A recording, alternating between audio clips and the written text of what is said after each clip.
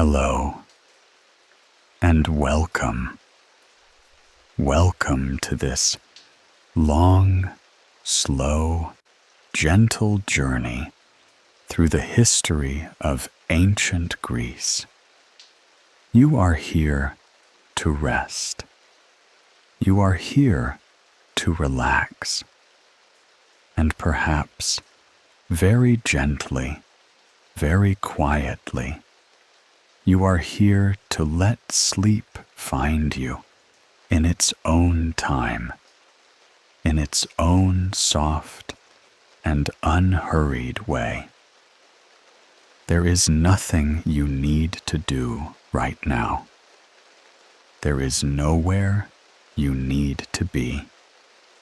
The only thing asked of you in this calm and peaceful moment is simply to listen, or perhaps not even to listen very closely. Perhaps just to let the words drift past you, slowly, like leaves moving on still water, each one carrying a small and quiet piece of history with it. We are going to spend a long time together tonight.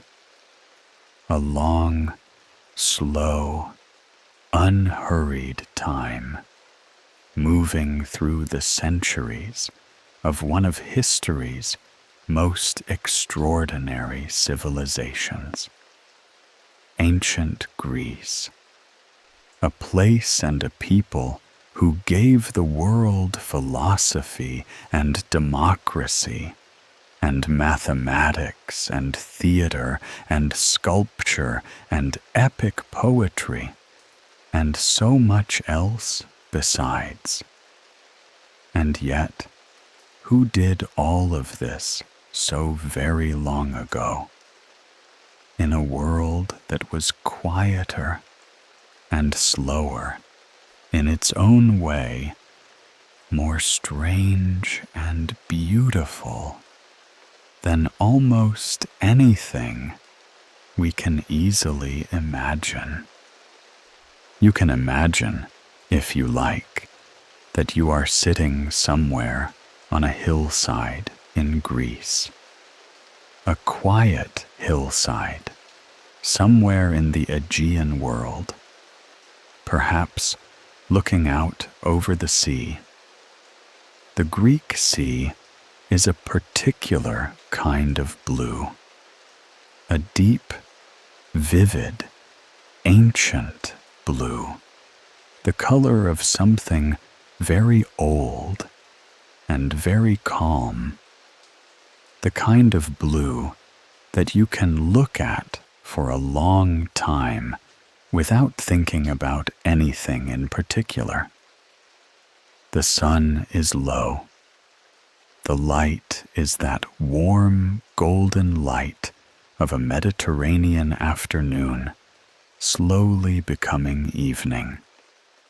The air smells of thyme and salt water and warm stone.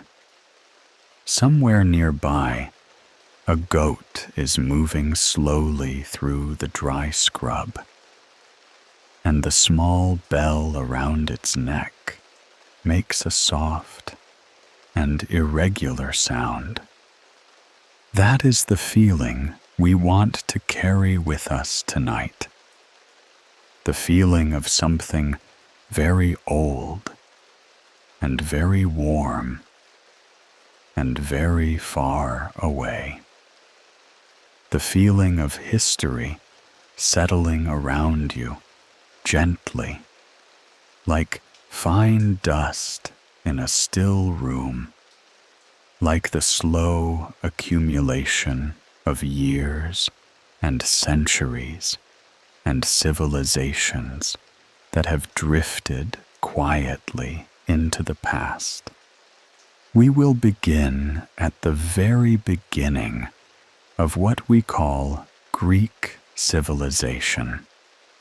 not in the classical Athens of Socrates and the Parthenon, which comes much later, but even before that, in the deep and shadowy Bronze Age, on the island of Crete, where a civilization we call the Minoans built something remarkable and strange and eventually mysterious, because we still cannot fully read their writing, and so they are, in a certain sense, still keeping their secrets from us. From there, we will move forward, slowly, through the Mycenaean civilization on the Greek mainland, through the long, dark silence of the Greek Dark Ages, through the slow awakening of the Archaic period, and then into the brilliant and turbulent classical age, the age of Athens and Sparta, and the Persian Wars, and Pericles, and Socrates, and then onward to the conquests of Alexander the Great, and the long, rich, complicated Hellenistic world that followed. It is a long story, a very long and complex and interesting story, and we will tell it slowly. So please, find yourself a comfortable position. Let your body settle. Let your breathing slow, just a little, just naturally, without effort. Let your eyes close if they wish to. And let us begin. Part 1. The Minoans, the first civilization of the Aegean. The island of Crete lies in the southern Aegean Sea, about 100 kilometers south of the Greek mainland. It is a long, mountainous island, about 250 kilometers from west to east, but never very wide. The mountains running along its spine like a backbone, dropping steeply on the south side to the sea, and descending more gradually on the north side to a narrow coastal plain. The sea around Crete is very blue and very old, and the island itself smells of olive trees and wild herbs, and the particular dry warmth of the eastern Mediterranean. It was on this island that the first great civilization of the Aegean world appeared.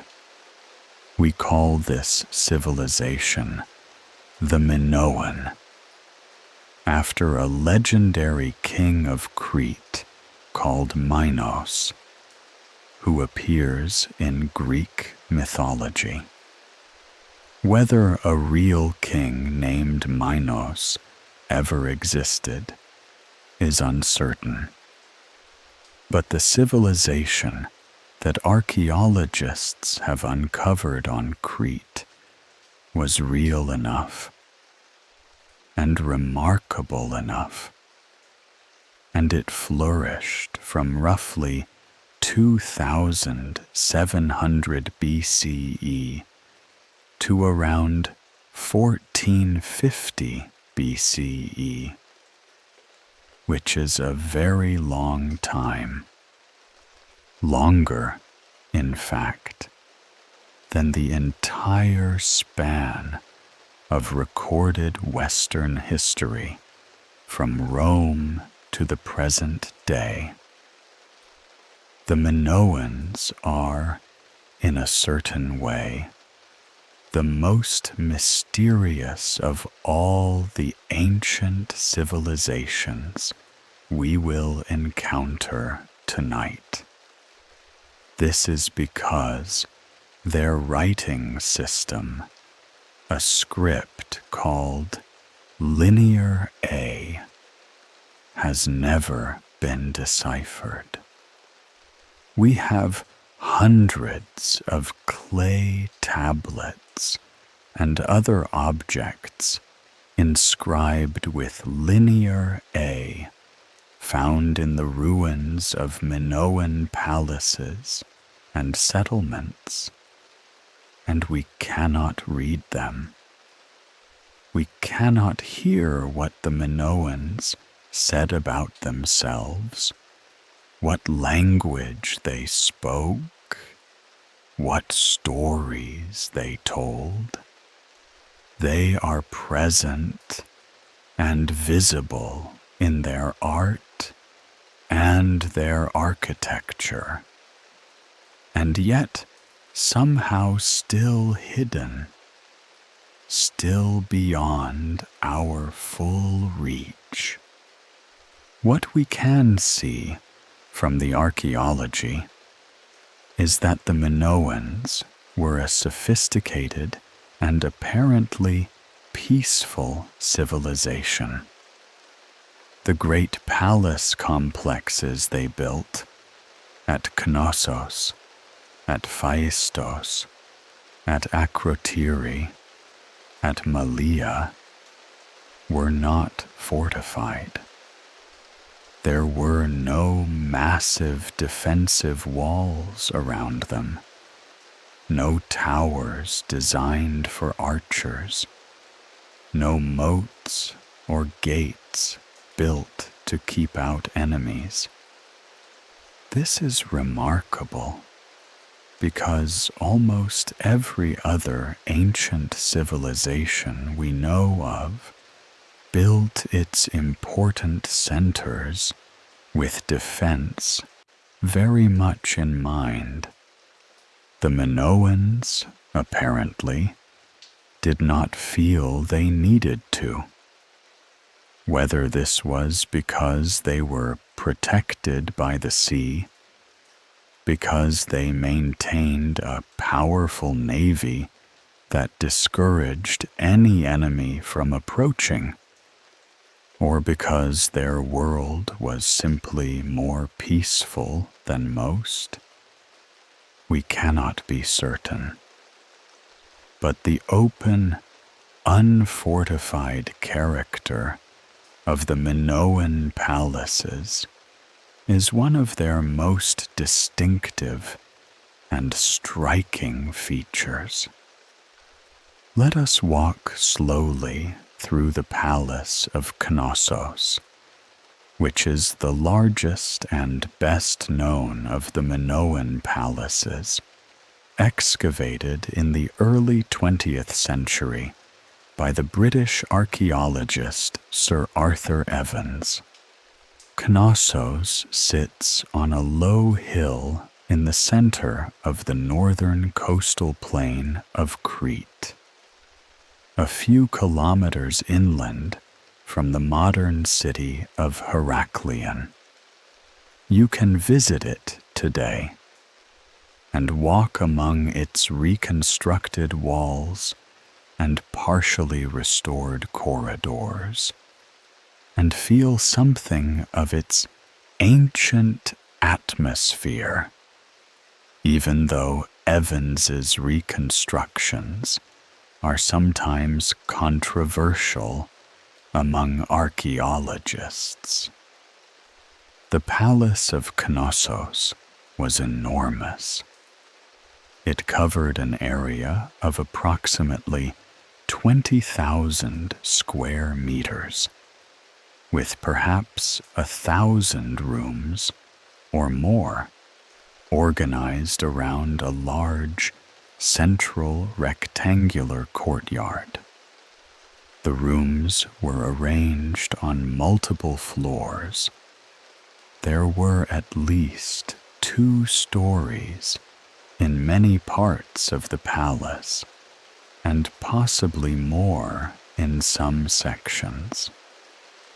The architecture was sophisticated and comfortable, with light wells designed to bring light and air into the interior rooms, with drainage systems built into the floors, with storage magazines lined with enormous ceramic jars called pithoi, some of them taller than a person, used for storing olive oil and wine and grain and other goods.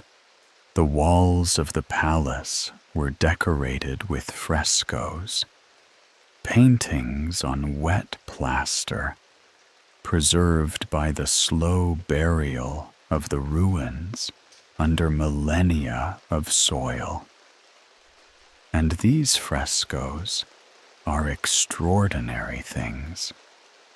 You can imagine them painted in vivid, warm colors, deep red ochre, pale blue, saffron yellow, white.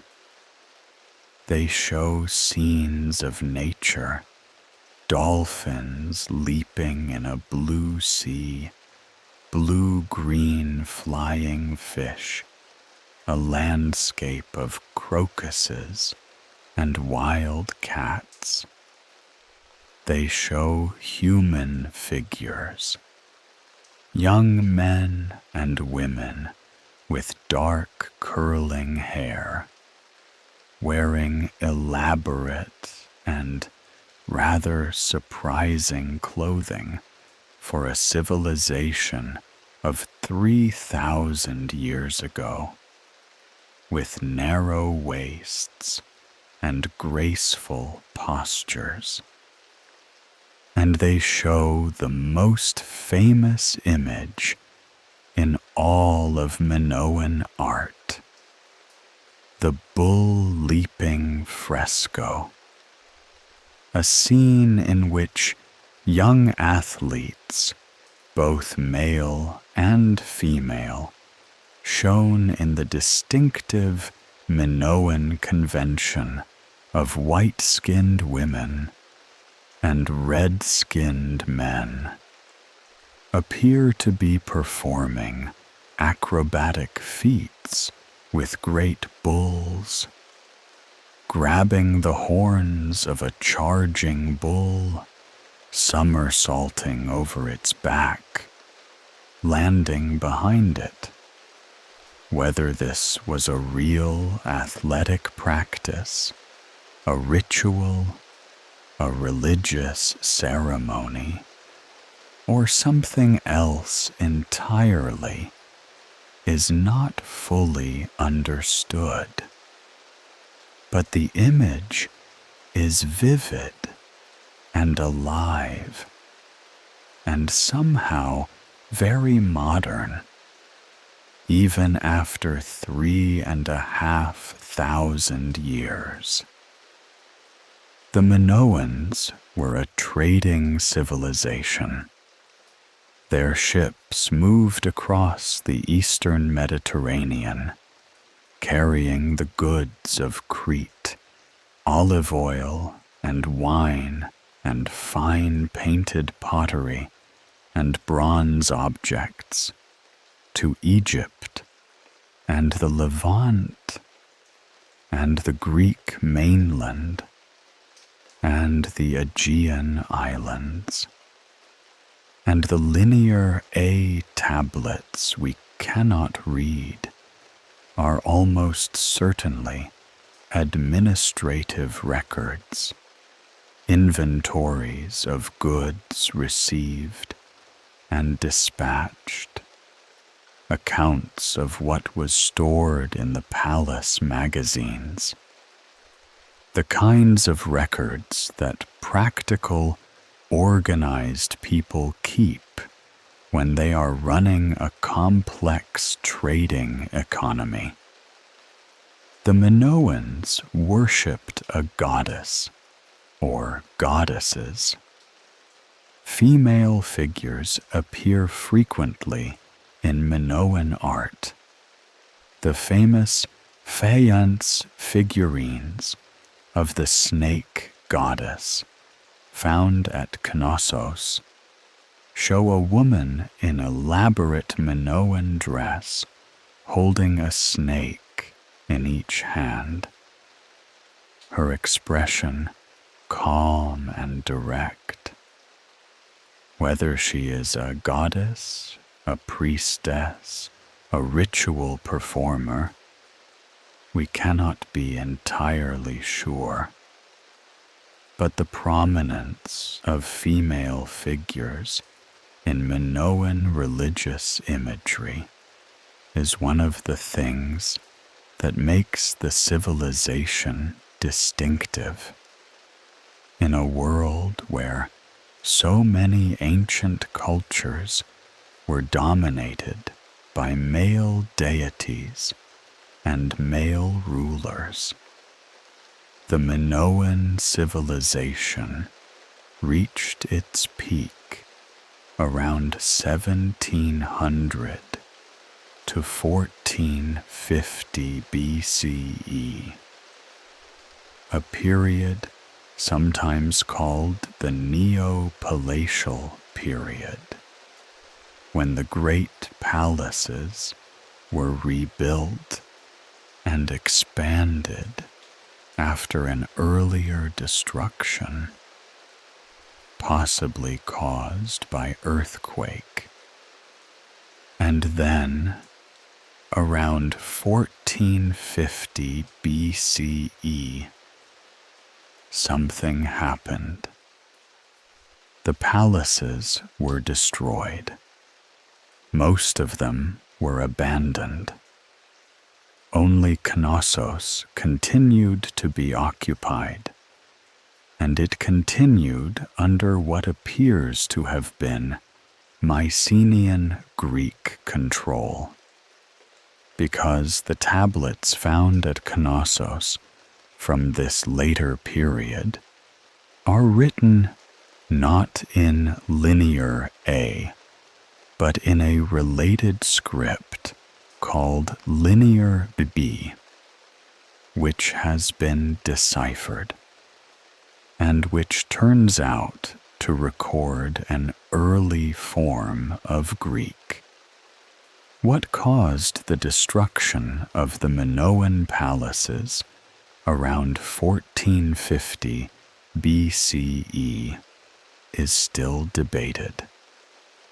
A massive volcanic eruption on the nearby island of Thera, now Santorini, occurred sometime in the 17th or 16th century BCE, and may have caused tsunamis and ash falls that damaged Minoan civilization.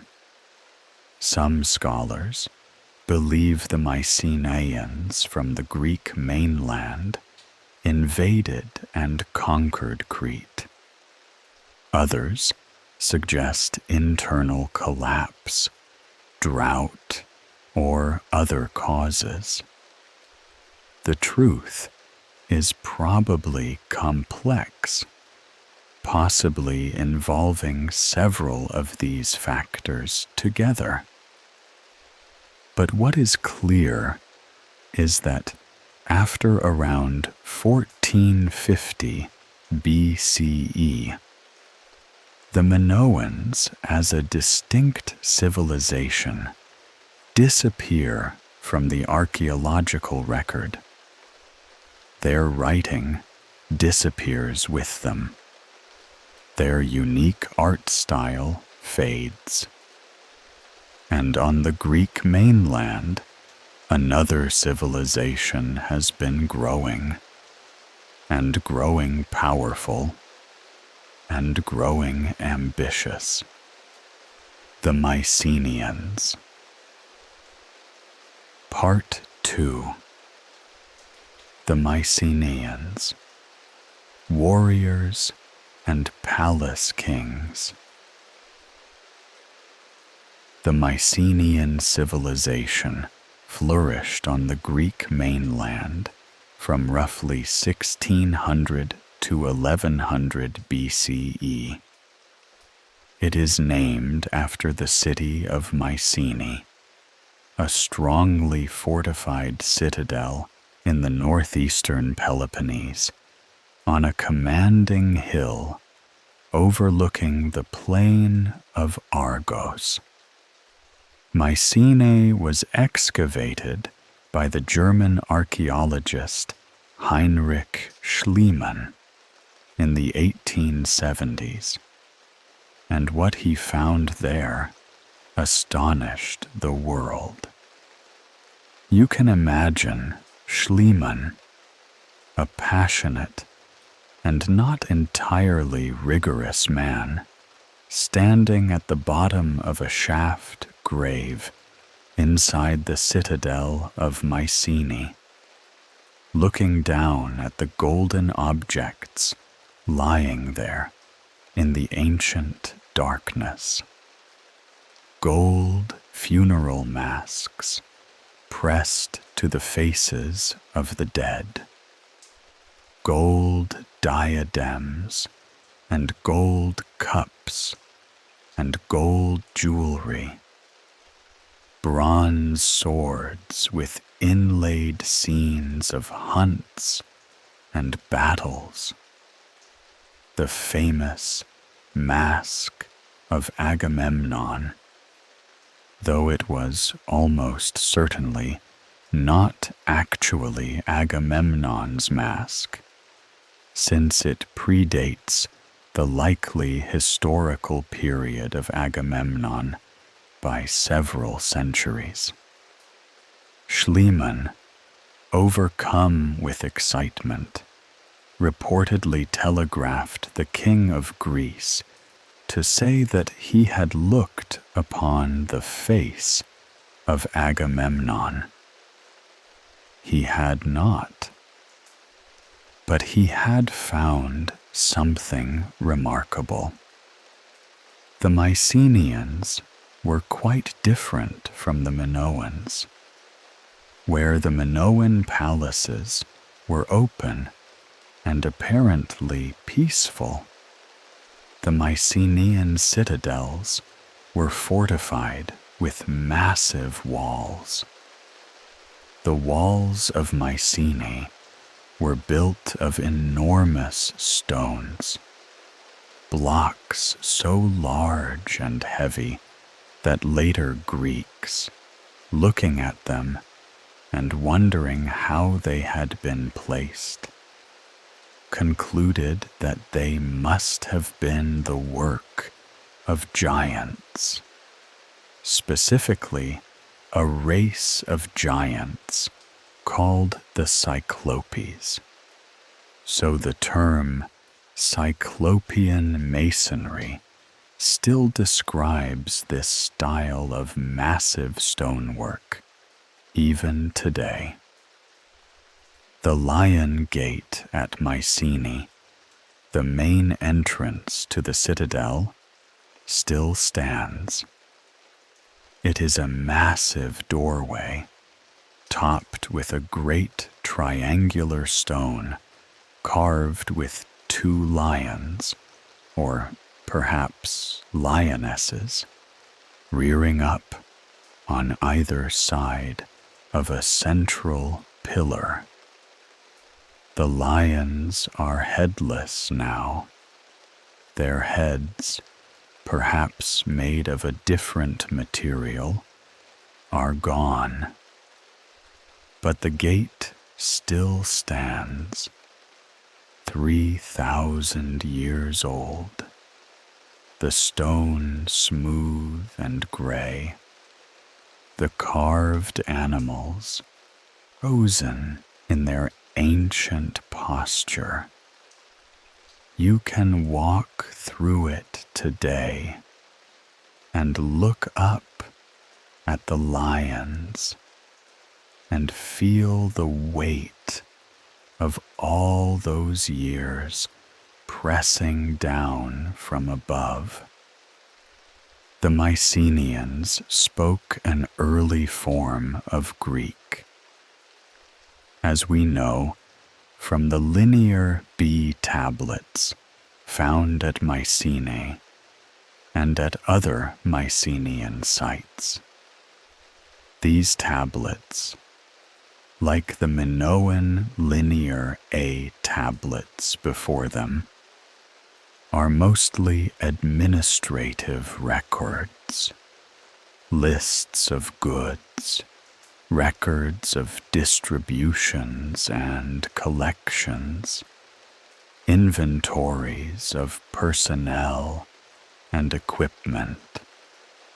They give us a picture of the Mycenaean palace economy, highly organized, centralized, with scribes carefully tracking every amphora of olive oil and every bronze sword blade and every sheep in the royal herds. The Mycenaeans traded widely across the eastern Mediterranean. Their pottery has been found in Egypt and the Levant and Cyprus and throughout the Aegean. They absorbed and adapted elements of Minoan culture. They adopted the linear A script and modified it into linear B, adapted Minoan artistic styles, traded with Crete and with other Aegean islands. And the Mycenaeans were warriors. The shaft graves at Mycenae and the later Tholos tombs, magnificent circular burial chambers built underground with corbelled domes that rise to a point, contain weapons in abundance, swords and spear points and arrowheads, armor and helmets. The famous boar's tusk helmet, made from the tusks of many boars arranged in rows, is a distinctly Mycenaean object, and it appears both in the archaeological record and in Homer's poems, described with careful detail. This brings us to Homer, or rather, it brings us to the question of Homer, which is one of the more interesting and unresolved questions in all of ancient history. Homer, if Homer was indeed a single person, which has been debated for centuries, composed or assembled or gave final form to two great epic poems, the Iliad and the Odyssey.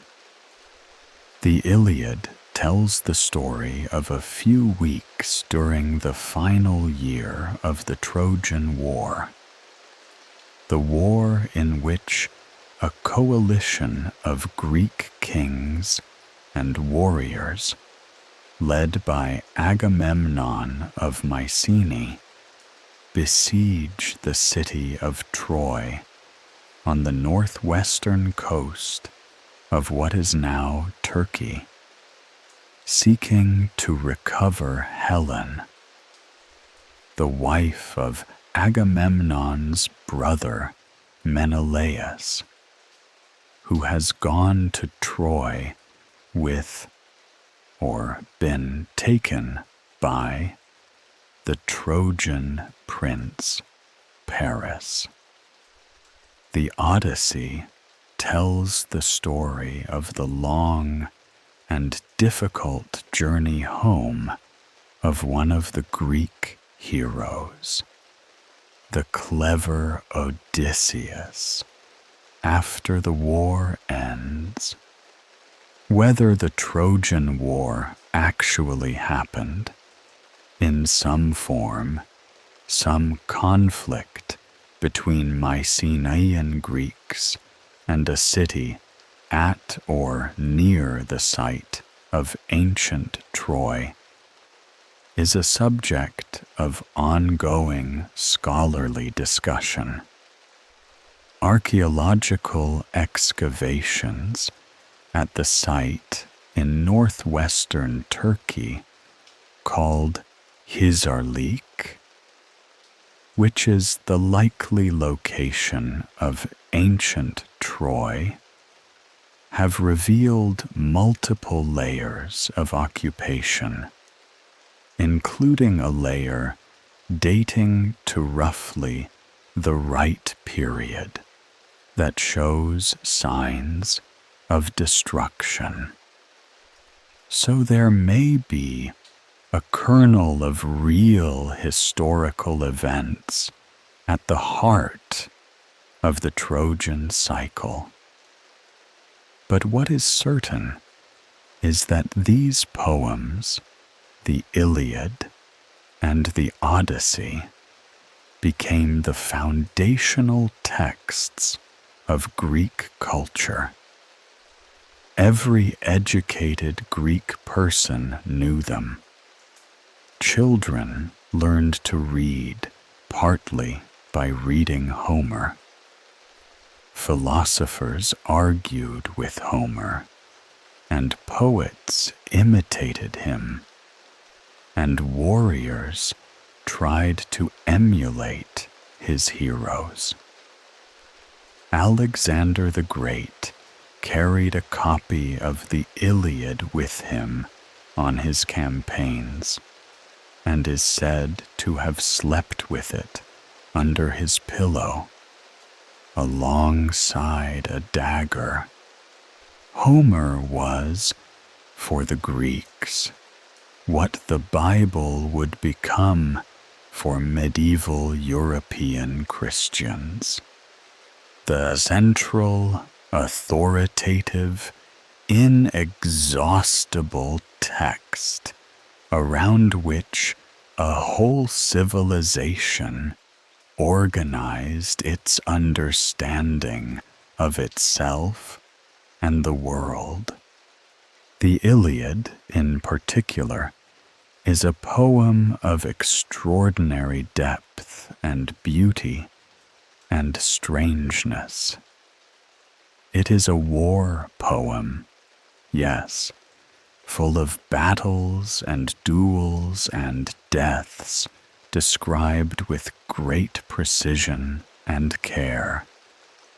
But it is also a poem about grief and anger and the terrible costs of pride and the friendship between men and the dignity even of enemies. Its hero, Achilles, is perhaps the most complex and moving character in all of ancient literature. a man who knows he is going to die young, who has been told that he can choose between a long, quiet life and a short, glorious one, and who chooses glory, and who then spends the poem suffering the consequences of that choice with a kind of magnificent, terrible completeness. We will come back to Homer again as we move through this history, because the Homeric poems cast their shadow over everything that followed in Greek civilization. But for now, we should note one thing. Homer was composed, or collected, or written down many centuries after the events he describes. He was telling stories about a world that had already ended. The Mycenaean world had collapsed long before Homer sang. Part 3. The Greek Dark Ages. Around 1200 BCE, something catastrophic happened across the entire eastern Mediterranean world. Not just in Greece, not just to the Mycenaeans, but across a wide region stretching from Greece to Egypt, to the Levant, to Anatolia.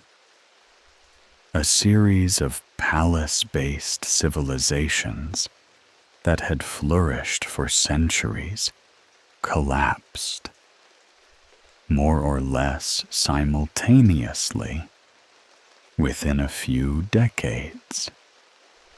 The Mycenaean palace centers were destroyed or abandoned. Linear bee-writing ceased. The scribes who had kept the records, the administrative apparatus of the palace economy, all of it just stopped. The great citadels were left empty or occupied only by much smaller, poorer populations. Trade networks across the eastern Mediterranean collapsed. Population declined sharply, in some areas by as much as 70 or 80%. The Hittite Empire, which had been one of the great powers of the ancient Near East, centered in what is now Turkey, collapsed at roughly the same time. The Egyptian Empire was severely weakened by a series of attacks from a mysterious group called the Sea Peoples, whose origin and identity remain debated. Major cities along the Levantine coast, Ugarit, for example, a great trading city in what is now Syria, were destroyed and never rebuilt. This collapse is one of the great mysteries of ancient history.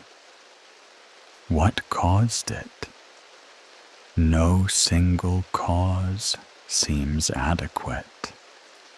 Scholars have proposed a combination of factors: climate change and drought, which would have caused crop failures and starvation, earthquakes, which are common in the region, internal rebellions and social disruptions, raids and migrations of the sea peoples, a breakdown of the fragile and interconnected Bronze Age trading networks, in which the failure of one part could cascade through the whole system. The truth is, probably all of these things together.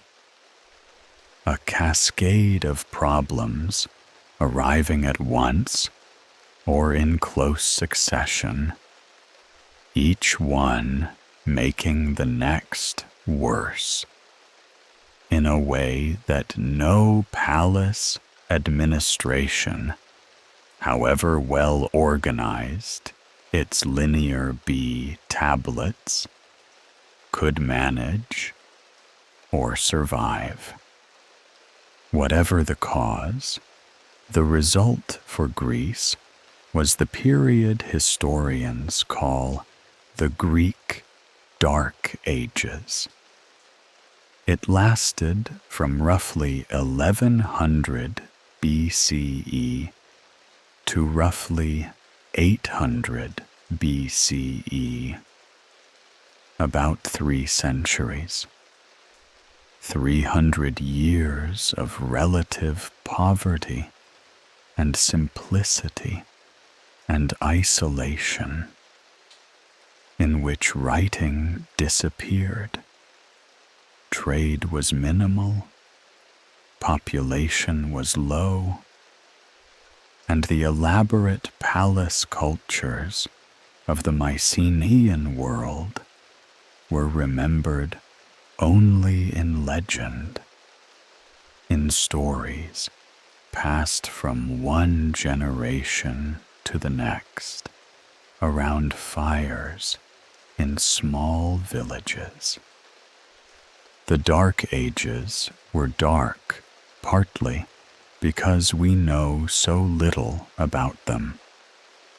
There are no written records from Greece during this period. There is very little monumental architecture. The pottery is simpler than what came before, a style called proto-geometric and then geometric, decorated with abstract patterns of circles and triangles and meanders. The burials are simpler. The settlements are smaller. And yet the Dark Ages were not entirely empty. People continued to live in Greece. The Greek language continued to be spoken, passed from parent to child in the small villages and farming communities that persisted through this difficult period. The old stories about the Trojan War, about the heroes, about the gods, continued to be told and retold, slowly changing shape as they were handed down, accumulating detail and significance with each retelling. It is worth sitting quietly for a moment with the image of those 3 centuries, sitting with the strangeness of them. 300 years is a very long time. It is longer than the entire history of the United States as an independent country.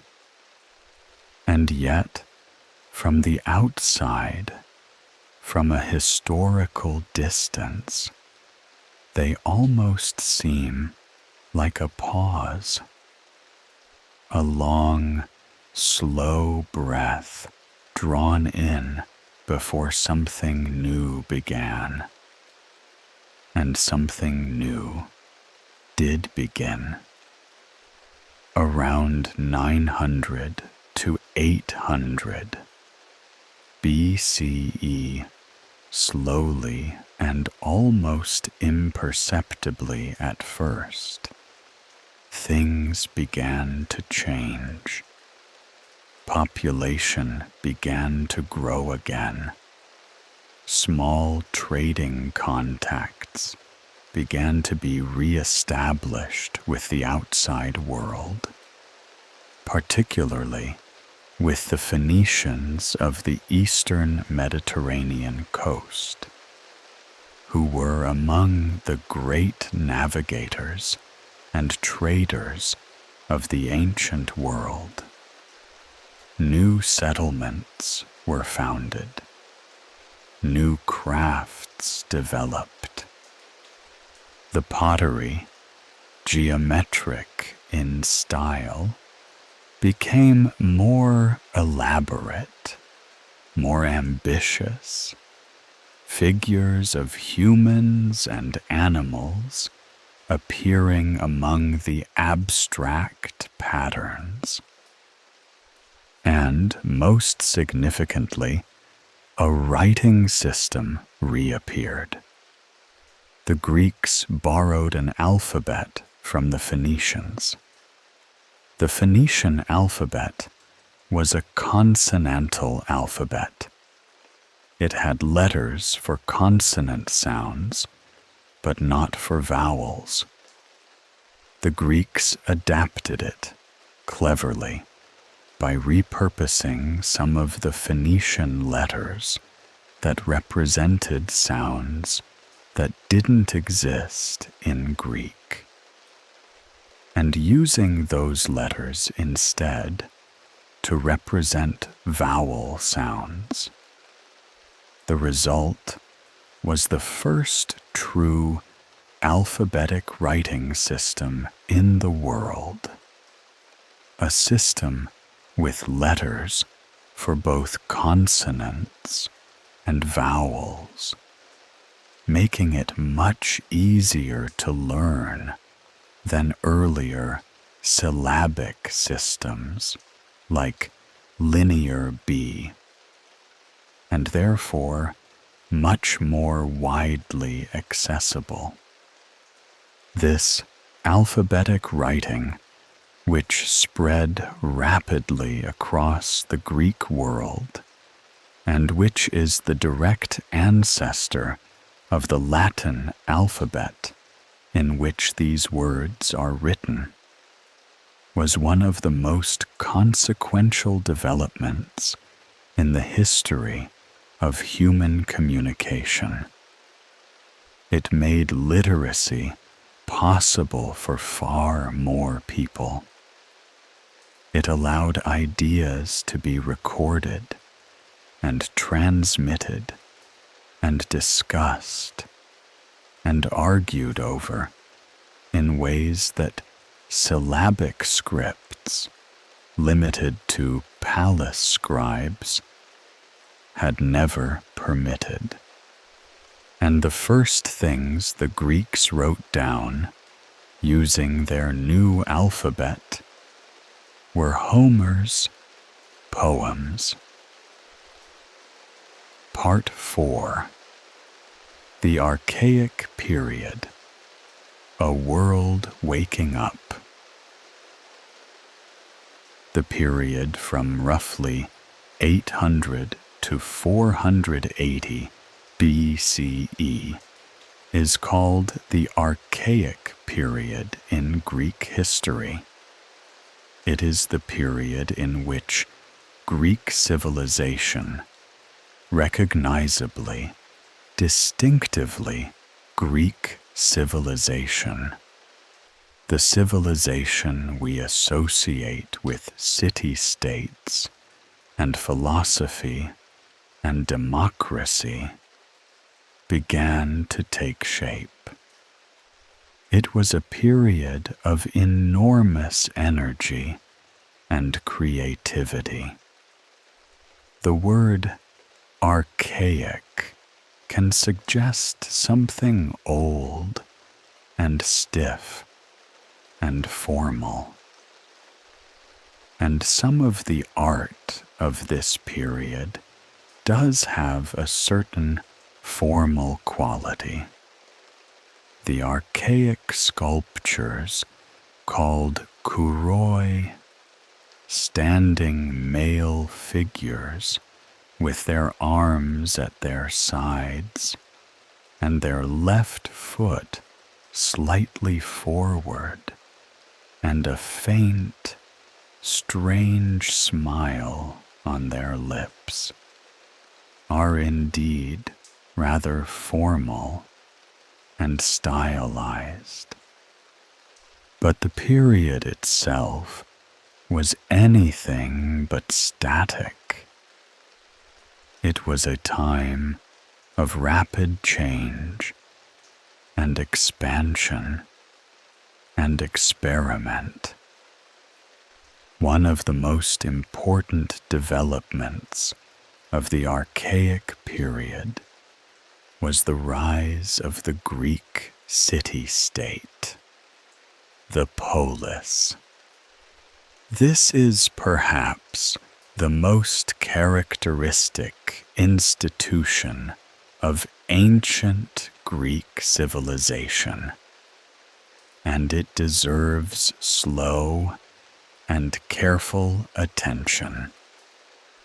A polis, plural poles, was a relatively small, independent community with its own territory, its own government, its own laws, its own religious practices, its own identity. The typical polis consisted of an urban center, usually built around an elevated citadel called the Acropolis, the high city, and the surrounding agricultural territory, the Chora, which belonged to the polis and whose farms fed its citizens. The polis ranged widely in size. Athens, at its height, was one of the largest, with perhaps 100,000 citizens or more, though in the early Archaic period it was much smaller. At the other extreme, some polis were tiny communities of a few hundred citizens.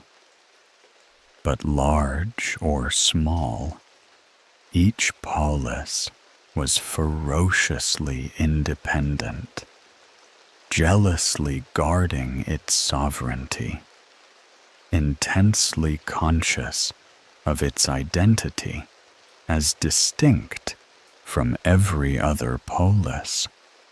This was very different from the palace-based monarchies of the Bronze Age world, and very different from the great empires of the Near East, the Assyrian Empire, the Persian Empire, which organized their subjects into a hierarchy under a single ruler.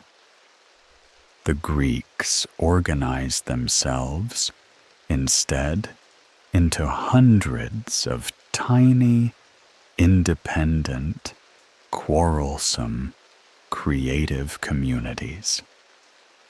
And this fragmentation, which made Greece politically weak and chronically fractious, was also, paradoxically, one of the sources of its extraordinary intellectual and cultural creativity, with many small communities competing and experimenting, with no central authority to impose orthodoxy, with the freedom to try new things and argue about them and fail and try again.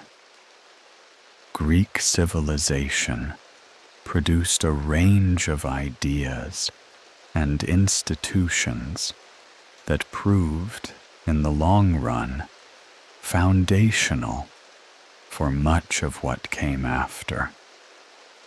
The citizenship of a polis was a serious and meaningful thing. A citizen was not merely a subject of a state. A citizen was, in principle, a member and co-owner of the community.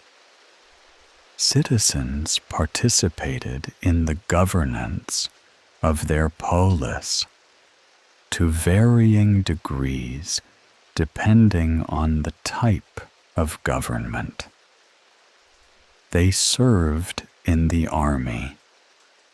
The hoplite, the heavily armed citizen soldier who fought in the close formation called the phalanx, was the backbone of Greek military power, and his military role was inseparable from his political status.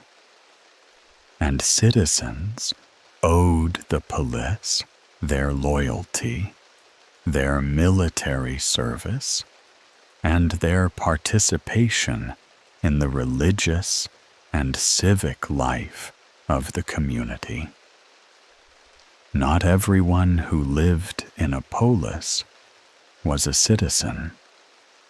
Women were not citizens in most Greek states, or at least not in the political sense of being able to vote or hold office. Slaves, and there were many slaves in the Greek world, as there were in the Roman world, were not citizens. Resident foreigners, even those who had lived in a city for generations, were often not citizens. This is one of the things we must hold in mind as we think about the achievements of ancient Greece.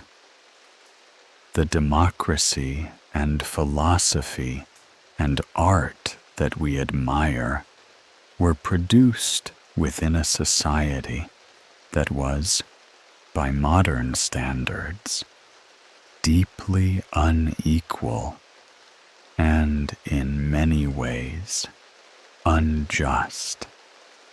The freedom of the citizen was built partly on the unfreedom of others. This does not erase what was achieved, but it complicates our understanding of it, and it is right to acknowledge it clearly, even calmly, even quietly. Another enormously important development of the Archaic period was colonization.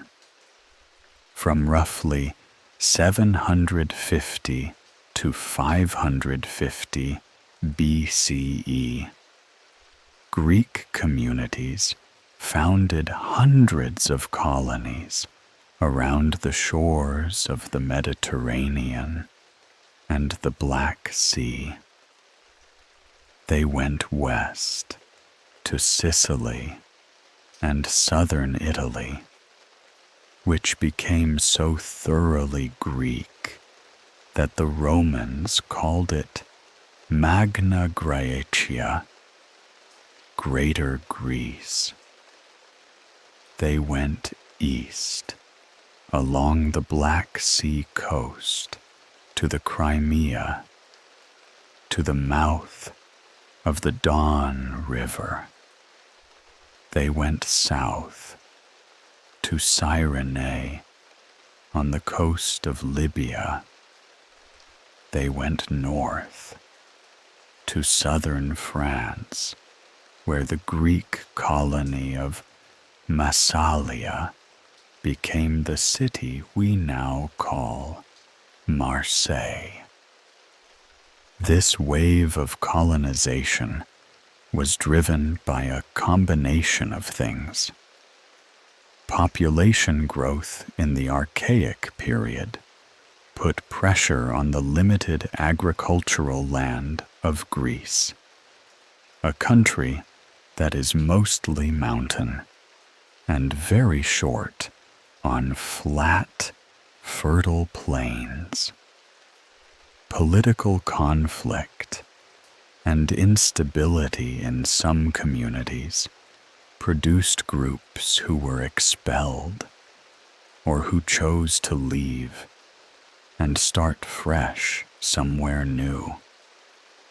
The desire for trade, for metals, for grain, for slaves, for all the things that Greece itself lacked, drove Greek merchants to explore ever wider horizons. And so the Greek world expanded dramatically. By 500 BCE, the Mediterranean was, as Plato would later write, like a pond around which the Greeks sat like frogs, with their communities dotting the shoreline at intervals all the way around. This expansion spread the Greek language, Greek culture, Greek art, and pottery, and ways of thinking across an enormous area. It also brought the Greeks into contact with many other peoples and their ideas. The Egyptians, with their ancient civilization and their philosophy and their art. The Phoenicians, with their trade and their alphabet. The Persian Empire, with its vast organization and its different relationship between ruler and ruled. The Archaic period also saw the beginning of something that would become the defining intellectual achievement of ancient Greece: philosophy. Around 600 BCE, in the Greek city of Miletus on the western coast of Anatolia, what is now Turkey, a group of thinkers began asking a question that seems simple but is actually very profound. What is the world made of? What is the fundamental substance or principle from which everything else is derived? This question had been asked before, in a sense. But before these Milesian thinkers, the answer had always been given in mythological terms. The world was created by gods, maintained by gods, explained by stories about gods.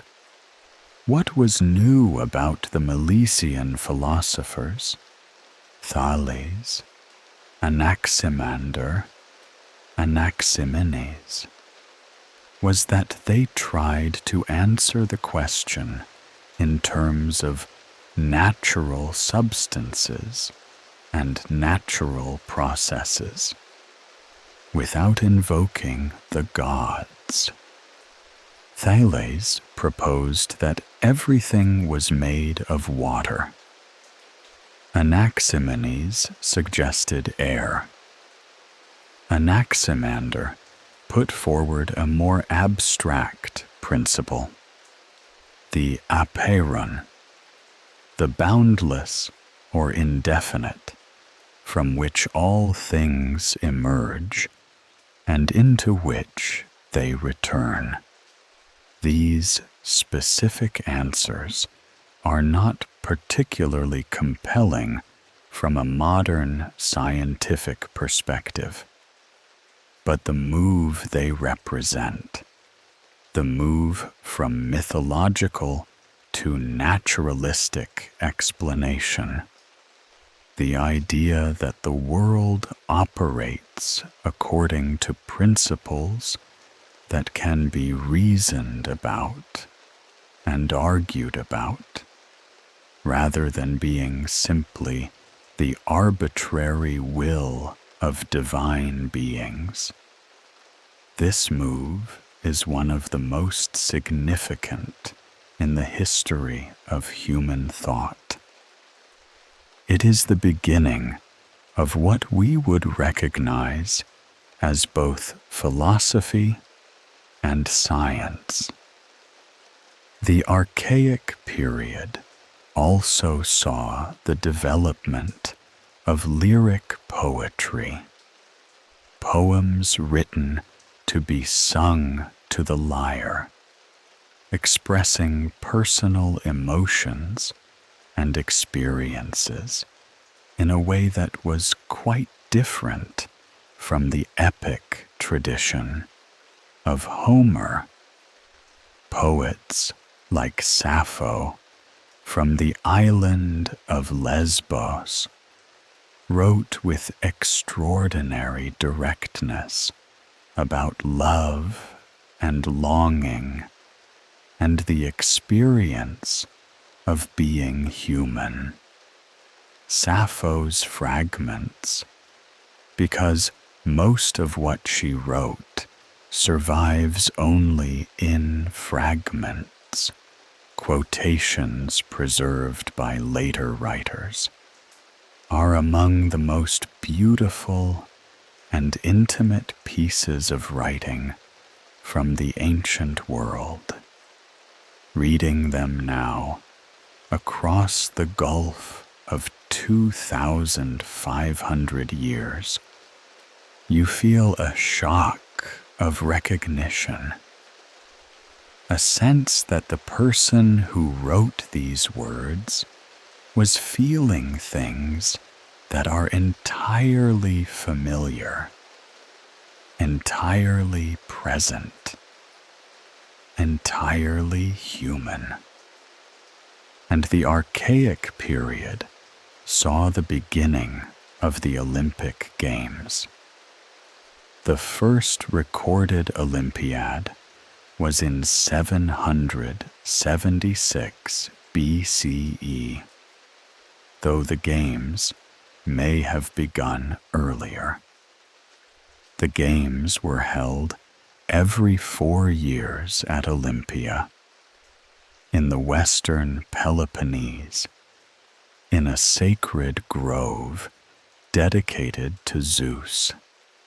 They brought together Greeks from all over the Mediterranean world, from the colonies in the west to the cities of the eastern Aegean, in a temporary peace, a sacred truce called the Ekacheria, during which wars were supposed to be suspended and athletes were supposed to be able to travel safely to compete. The Olympics lasted for over 1,000 years, from 776 BCE to 393 CE, when they were abolished by the Christian Roman Emperor Theodosius. 1,000 years, longer than the entire span from the first Olympics to the present day, if we date from medieval times. A very long, patient, repetitive tradition. Every 4 years, the athletes gathered at Olympia. Every 4 years, the events were held. Every 4 years, a victor was crowned with a wreath of wild olive. Part 5. Athens, Democracy, and the Classical Age. And now we come to the city of Athens. Athens. The name carries with it so much achievement, so much argument, so much beauty, and so much violence and so much complexity. The city that gave the world democracy and tragedy and philosophy and the Parthenon. The city that also ran a slave-based economy, kept its women largely confined to the home, executed Socrates, and ran a sometimes brutal and exploitative empire over its fellow Greeks. Athens, in other words, was a real place, full of real people, full of contradictions and compromises, and the ordinary messiness of human life. Let us walk through it slowly and try to see it clearly. The city sits in a wide plain, ringed by low mountains on 3 sides and opening to the southwest toward the sea. At its center rises the Acropolis, the great limestone rock, flat-topped, with steep sides, rising perhaps 100 meters above the city around it. On the Acropolis stand the great temples, most famous among them the Parthenon, the temple of Athena Parthenos, Athena the Virgin. Athena was the patron goddess of Athens, and the city was named for her, according to myth, because of a contest between her and the god Poseidon for that honor. Poseidon struck the rock of the Acropolis with his trident and produced a saltwater spring. Athena planted an olive tree. The gods, judging between these 2 gifts, decided that the olive tree was the more useful, and so the city was Athena's. The olive tree is still there, or rather a descendant of it is, a gnarled, ancient-looking olive tree planted in the spot on the Acropolis where Athena's original sacred olive tree was said to have stood. The Athenians were proud of Athena and expressed that pride in stone on the Acropolis, in a building program of breathtaking ambition and extraordinary quality. The Parthenon, completed in 438 BCE under the direction of the sculptor Phidias and the architects Iktinos and Callicrates. with the statesman Pericles providing the political will and the financial resources. The Parthenon is still considered one of the most perfect buildings ever constructed. But we are getting ahead of ourselves. Before the Parthenon, before Pericles, before the classical age, Athens had to become Athens. In the early Archaic period, Athens was governed by the old aristocratic families who owned the land and controlled the law and the courts. The ordinary citizens, the farmers, the artisans, the merchants, had little say in their own governance, and the debts they owed to the wealthy landowners were severe enough that many Athenians had been reduced to something close to debt slavery. The first great reformer was a man named Solon, who was appointed as a special arbitrator in 594 BCE. Solon did several things that were radical and consequential. He canceled the debts of the poor. He freed those who had been enslaved for debt.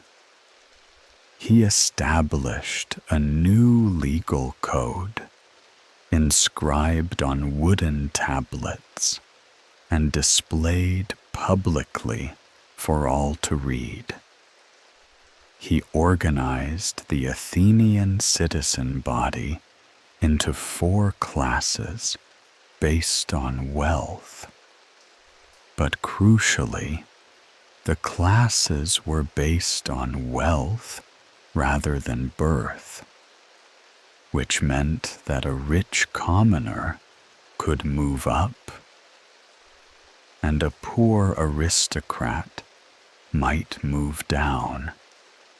Solon's reforms did not create democracy. That would come later. But they began the process of dismantling the strict hereditary aristocracy and replacing it with something more open, more based on property and participation. He was, in his own words, a middleman, trying to give each side something and take from each side something, in a way that neither the very rich nor the very poor would be fully satisfied, but both could live with. After Solon's reforms, Athens went through a period of political turbulence, including the rule of a tyrant, a word that in ancient Greek simply meant a ruler who had seized power unconstitutionally, not necessarily a cruel one, named Pisistratos. Pisistratos was actually a fairly popular ruler who promoted public works and cultural festivals and kept the peace, but who did so without the legitimacy of the older aristocratic traditions or the newer popular institutions. And then came Cleisthenes, around 508 BCE, who completed the transformation of Athens into something genuinely new, something that Athenians themselves called demokratia, the rule of the people. Democracy. Cleisthenes reorganized the Athenian citizen body into a new system of 10 tribes, deliberately mixed in their membership, so that each tribe drew citizens from different geographic areas and different social backgrounds. This broke up the old networks of local loyalty and aristocratic patronage that had dominated Athenian politics. He established the Council of 500, the Boule, chosen by lot from the 10 tribes, which managed the day-to-day business of the state and prepared proposals for the full citizen assembly. The full citizen assembly, the ecclesia, was the heart of Athenian democracy. Any adult male citizen could attend, could speak, could vote. Major decisions were made by majority vote. The generals who commanded the army were elected. Many other officials were chosen by lottery. The Athenians believed, interestingly, that election favored the wealthy and the persuasive, while lottery was more truly democratic. Cleisthenes also invented ostracism, a peculiar mechanism by which the Athenian assembly could vote to exile a citizen for 10 years without any accusation of wrongdoing, simply because they were considered to have too much power and thus to be a danger to the democracy. The word comes from ostraka, pottery sherds, the kind of broken ceramic pieces that were everywhere in an ancient city, on which citizens scratched the name of the person they wished to exile. Archaeologists have found thousands of these ostraka, including batches with the same name scratched by the same hand, suggesting that sometimes groups organized in advance and pre-prepared ostraka for others to use on voting day. Democracy in Athens was a real and functioning system. It was also limited to male citizens, excluding women and slaves and resident foreigners, as we noted before. But within its limits, it was genuinely participatory, genuinely active, genuinely self-governing.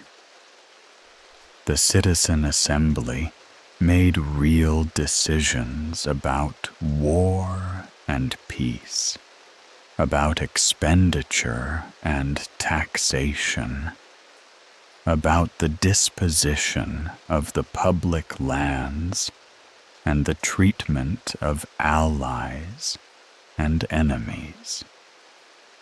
And it worked. Not perfectly, not without failures, but it worked for a surprisingly long time, in a world where most other peoples were ruled by kings or tyrants or aristocracies. The Persian Wars were the great external challenge that defined the early classical period. In many ways, shaped everything that came after. The Persian Empire was the largest state the world had yet seen. At its height, under Darius I, it stretched from the western coast of Anatolia to the borders of India, from the steppes of Central Asia to Egypt.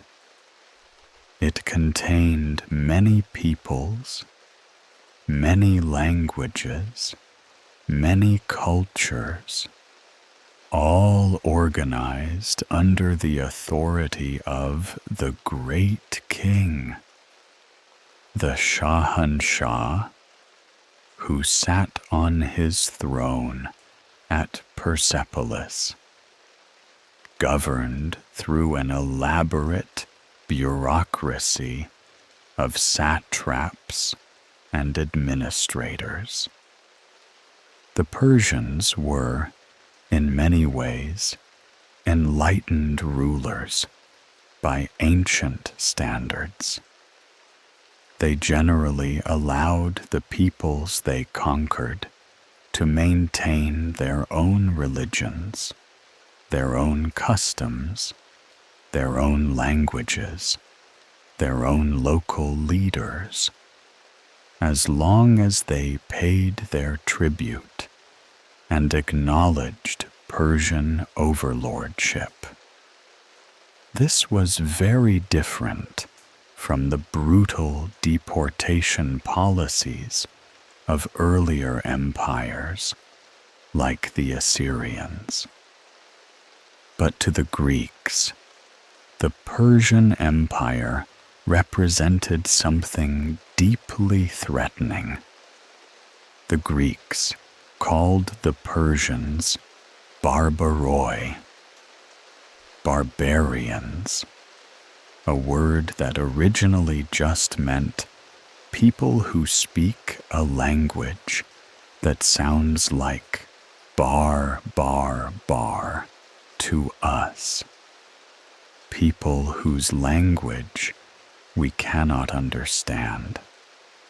But it came to carry connotations of cultural inferiority, of servility, of people who lived under a king rather than governing themselves, of people who did not have the Greek concept of freedom, eleutheria. The conflict between the Greeks and the Persians began when the Greek cities on the western coast of Anatolia, the region called Ionia, revolted against Persian rule. Athens and the city of Eretria sent ships to support the Ionian revolt. The revolt was eventually crushed, but Darius, the Persian great king, did not forget that the mainland Greeks had interfered. In 490 BCE, Darius sent a large Persian force across the Aegean, directed specifically at Athens and Eretria as punishment. Eretria was taken and sacked, and then the Persian force landed on the plain of Marathon, about 40 kilometers northeast of Athens. The Battle of Marathon is one of the most famous battles in ancient history. An Athenian army, reinforced by a small contingent from the city of Plataea, faced a much larger Persian force on the narrow coastal plain. The Athenian general Miltiades ordered an attack, an unexpected, aggressive charge across the plain.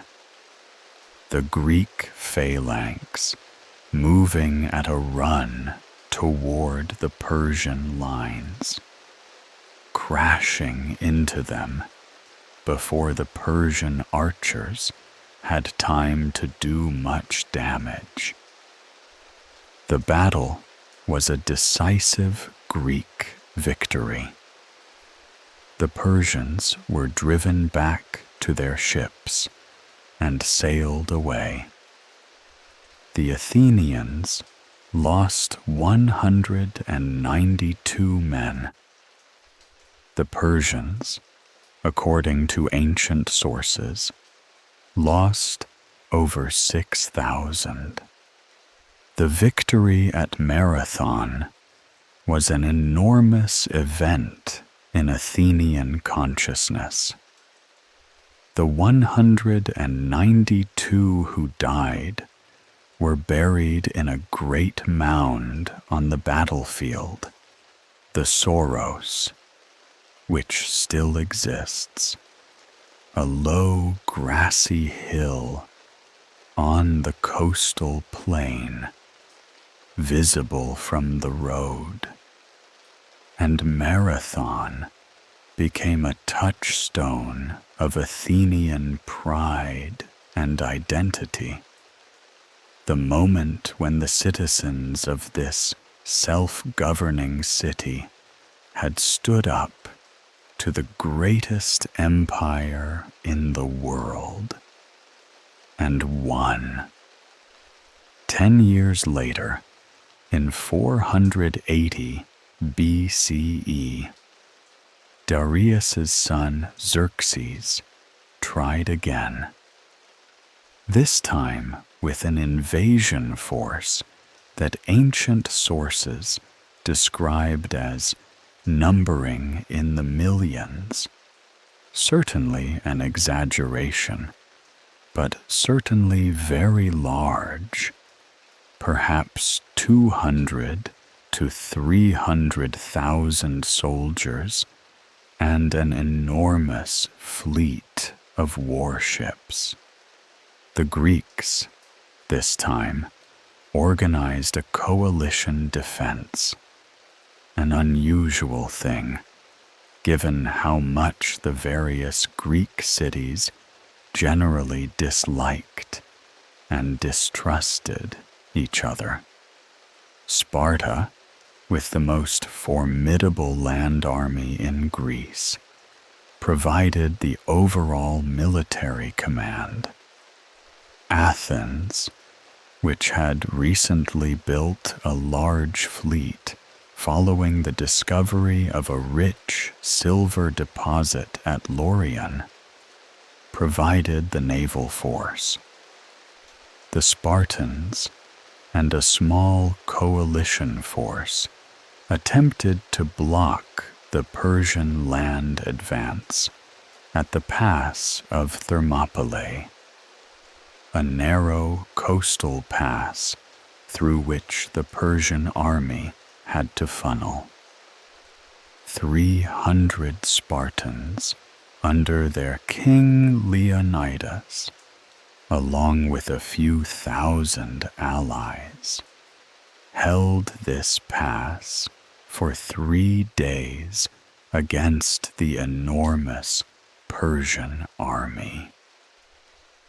They were eventually betrayed by a Greek who showed the Persians a mountain path around the pass, and were surrounded and killed to the last man. Thermopylae was a military defeat, but it became something more than a military event.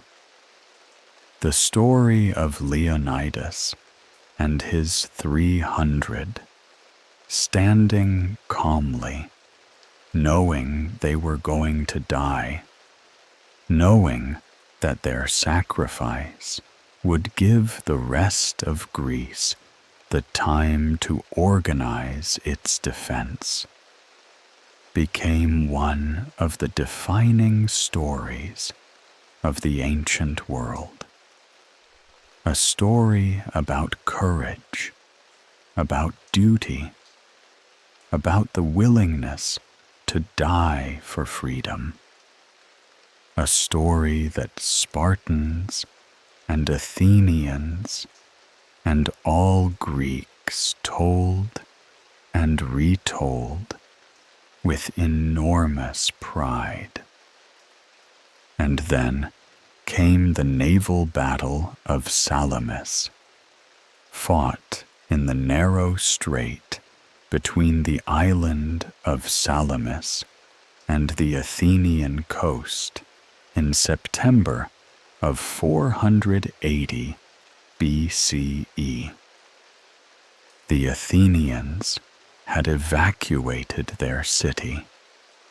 The great evacuation, when the entire population of Athens left, the women and children and elderly transported by ship to the Peloponnese or to the island of Aegina or to Salamis itself, while the men who were of fighting age stayed to man the fleet. The Persians occupied Athens and burned the Acropolis. The Athenian general Themistocles lured the Persian fleet into the narrow waters of the Salamis Strait, where its size became a disadvantage. The larger Persian force could not maneuver freely, while the smaller, more agile Greek fleet, operating in waters it knew well, rowed fast and hard and smashed into the Persian ships. Xerxes watched from a throne set up on the shore, and what he saw was his fleet destroyed. Without naval supremacy, the Persian land army could not be supplied. Xerxes retreated. The following year, 479 BCE, a Persian force that had remained in Greece was decisively defeated by a Greek army at the Battle of Plataea, and the Persian threat to the Greek mainland was over. The Persian wars left the Greeks, and especially the Athenians, with an extraordinary sense of what they had accomplished. A small, fragmented collection of city-states had turned back the greatest empire in the world twice. The experience was almost literally incredible. And from it came an enormous confidence, a sense of Greek identity and Greek superiority, a belief in the value of Greek freedom and Greek self-governance that colored everything that followed in the classical period. Part 6. The Golden Age of Athens. The decades after the Persian Wars, roughly 480 to 430 BCE, are what historians call the Golden Age of Athens. The period of Pericles, of the Parthenon, of Sophocles, and Aeschylus and Euripides, of Herodotus and Thucydides, of Socrates walking in the streets and asking uncomfortable questions.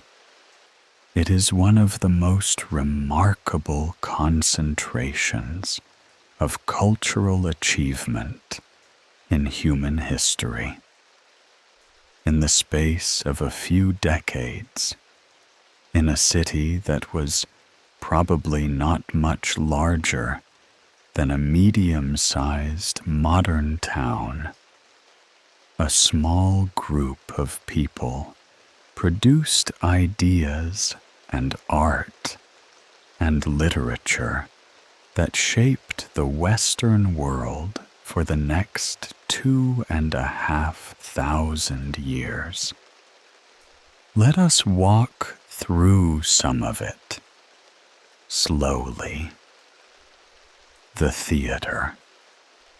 Athenian tragedy was performed at the festival of Dionysus, the god of wine and transformation, held each year in the theater, carved into the hillside below the Acropolis.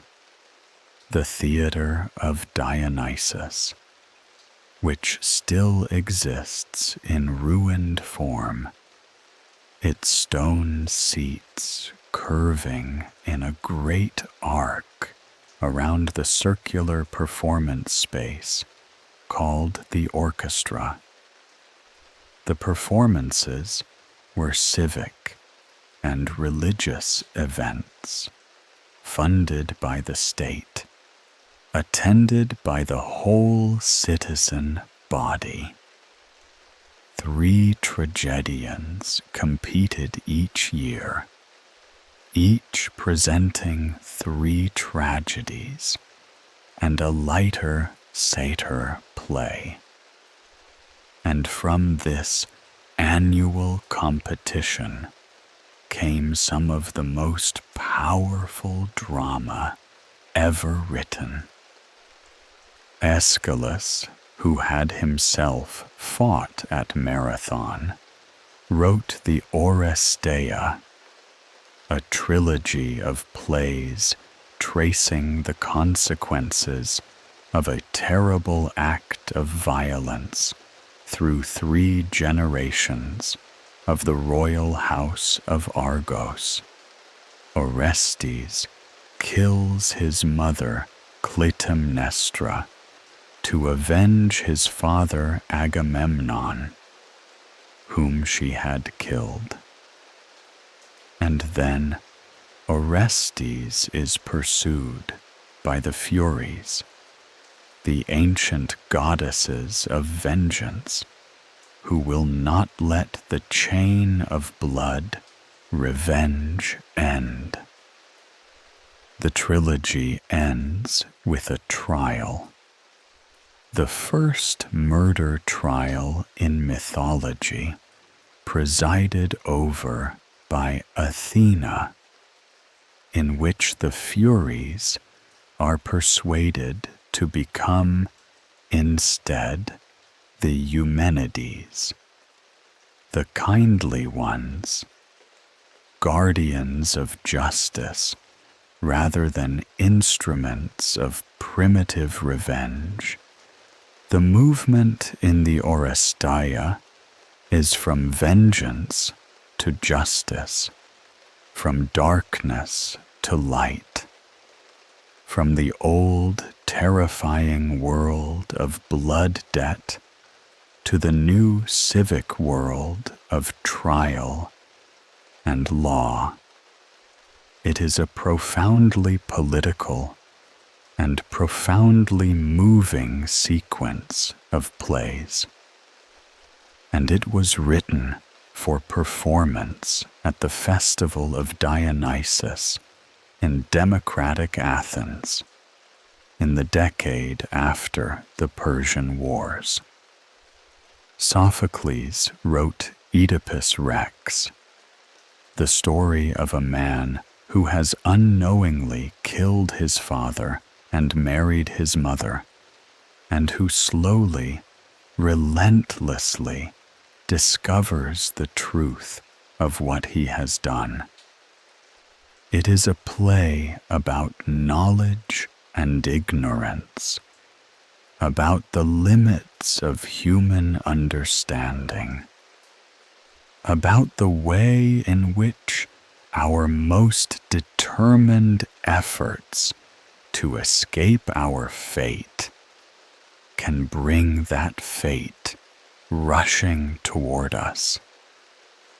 Aristotle called it the perfect tragedy, and it is hard to argue with him.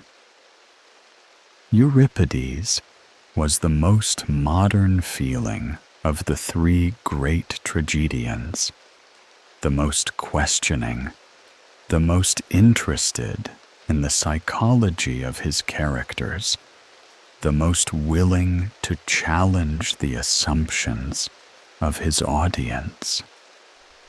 His Medea, in which a woman abandoned by her husband Jason takes the most terrible revenge she can imagine, is a play that still disturbs and moves audiences today. And alongside the tragedies, there was comedy. The comedies of Aristophanes, sharp and bawdy and politically irreverent, full of jokes about politicians and philosophers and social customs. The clouds mocked Socrates mercilessly. The birds imagined the birds of the air founding their own city between earth and heaven, and extorting tribute from both gods and men. The Lysistrata imagined the women of Greece going on a sex strike to end the Peloponnesian War. Aristophanes could mock the war because the war was real and present and devastating, a painful subject for his audiences.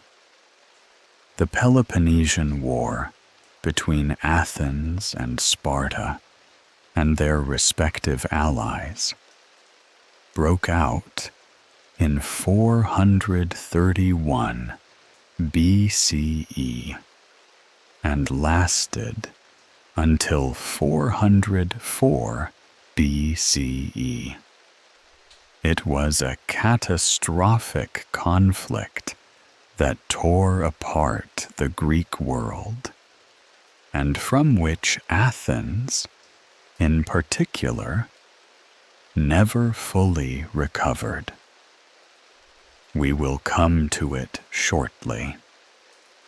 But first, the Parthenon. The Parthenon was built between 447 and 438 BCE on the Acropolis as part of the great building program overseen by Pericles. It was built with the tribute money flowing into Athens from the Delian League. The defensive alliance that Athens had organized after the Persian Wars, and that had gradually, and not entirely consensually, transformed into an Athenian empire. The allies paid tribute. Athens used the money partly for the common defense and partly for building the most beautiful city in Greece. The Parthenon is a Doric temple built entirely of gleaming white Pentelic marble from the mountain of Pentelicon, northeast of Athens. It measures about 70 meters long by 30 meters wide, surrounded by a colonnade of 46 columns, 8 across each end and 17 along each side. The columns are not perfectly cylindrical. They taper slightly, and they lean very slightly inward. And the stylobate, the platform on which they stand, curves very slightly upward toward the center. All of these subtle adjustments are calculated to correct for optical distortions that would otherwise make the building look slightly wrong, would make the long horizontal lines look as if they sag in the middle, would make the columns look too thin. The adjustments are so subtle that they are invisible to the casual observer. The building simply looks right in a way that is difficult to explain. Inside the temple stood the great statue of Athena Parthenos by Phidias, made of ivory and gold. Ivory for the skin, gold for the drapery, the helmet, the shield. It was approximately 12 meters tall. It no longer exists, but ancient descriptions and Roman copies give us some sense of what it looked like. Athena stood upright, fully armored, holding a small figure of the goddess Nike, Victory, in her outstretched right hand. Pericles was the dominant political figure of this golden age. He was elected strategos, general, repeatedly for perhaps 30 years, and used that position to guide Athenian foreign and domestic policy. He was not a king, not a tyrant. He was a democratically elected official who had to win re-election every year and who served at the will of the assembly. But he was persuasive and clever and far-sighted, and the assembly trusted him enough to follow his lead for a very long time. His famous funeral oration, recorded by the historian Thucydides, is one of the greatest political speeches in the Western tradition, delivered at the public funeral for the first Athenian soldiers to fall in the Peloponnesian War. It is ostensibly about honoring the dead, but actually about celebrating Athens itself, about explaining what it is that the dead died to defend, and why that thing is worth defending.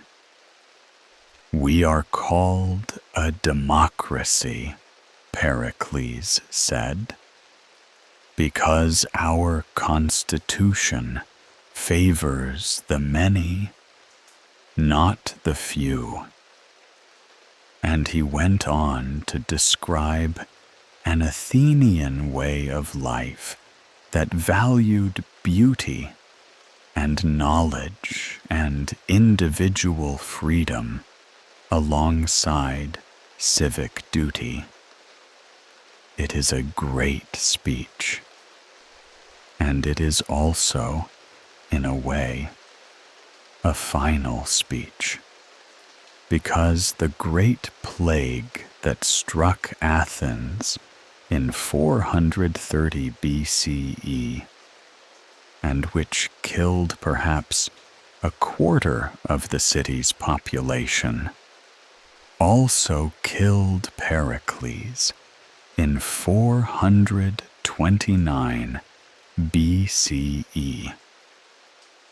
And the Athens he described in the funeral oration was already beginning to fracture under the pressures of the long war. Part 7. Sparta and the Peloponnesian War. It is impossible to understand classical Greece without understanding Sparta. Sparta was Athens's great rival, and in many ways Athens's great opposite, a city organized on completely different principles, a city that produced no great philosophy, no theater, no monumental architecture, but that produced instead the most formidable soldiers in the Greek world. Sparta sat in the wide valley of the Eurotas River, in the southern Peloponnese, in a region called Laconia, from which comes our word laconic, meaning saying a great deal with very few words, which was considered characteristically Spartan. The Spartans, surrounded by mountains and river valleys, were less naturally oriented toward the sea than the Athenians.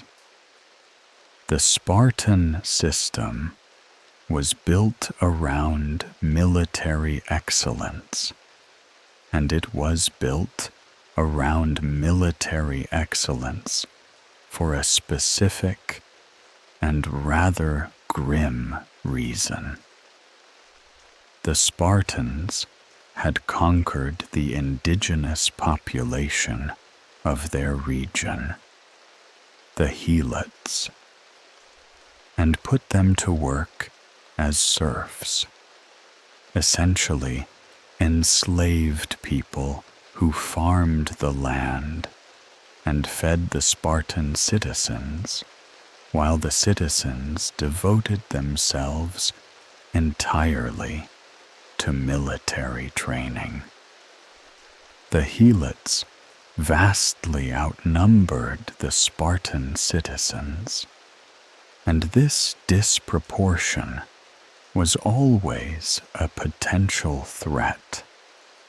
The Spartans knew that their entire way of life depended on keeping the Helots subjugated, and that the best guarantee against Helot revolt was an army so terrifyingly effective that no one would dare challenge it. The Spartan system, the agoge, was the education and training system to which all Spartan boys were subjected from the age of 7. At 7, a boy left his family home and entered communal barracks. He lived and trained with other boys of his age group in an environment designed to be deliberately harsh, to teach him to endure pain and hunger and discomfort without complaint. Boys were given insufficient food and expected to supplement their rations by theft, and punished not for stealing, but for getting caught. They slept on beds of reeds, which they cut themselves from the banks of the Eurotas River. As they grew older, the training became more intense, more focused on military skills, on the ability to march and fight and endure.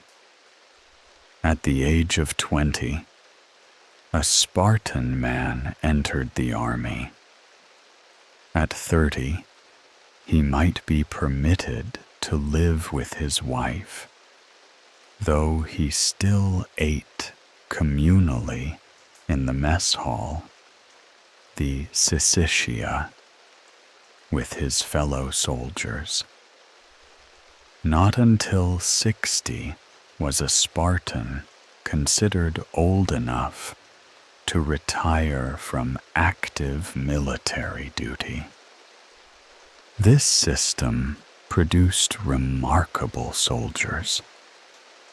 The Spartan hoplite was not simply well trained. He was part of a community of warriors who had trained together since childhood, who trusted each other completely, who had a collective identity and a collective pride that made them function as a unit in ways that other Greek armies struggled to match. The Spartans fought with a calm, methodical efficiency that their opponents found deeply unsettling. Spartan women had more freedom and more status than women in most other Greek cities. Spartan women could own property, could move about independently, received physical education. The reasoning was practical and unsentimental. Strong mothers produced strong sons. The famous Spartan mother who told her son, as she handed him his shield before battle, "Come back with it or on it," was not being merely fierce for effect.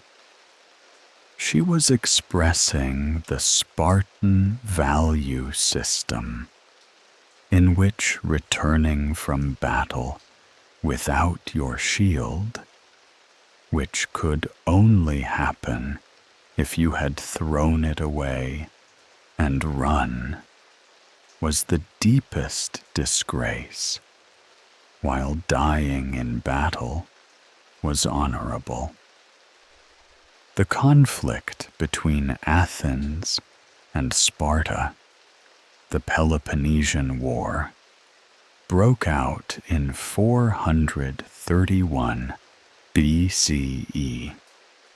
The immediate causes were complicated, involving the interests of various allies and trading partners, and the disputes between specific city-states. But underlying it all was a simpler and more fundamental tension, which the historian Thucydides identified with his characteristic precision: the growth of Athenian power, and the fear that this growth inspired in Sparta and its allies. The Athenian Empire, built on sea power and tribute, was expanding. Sparta, whose power rested on its land army and its network of allied states in the Peloponnese, felt threatened.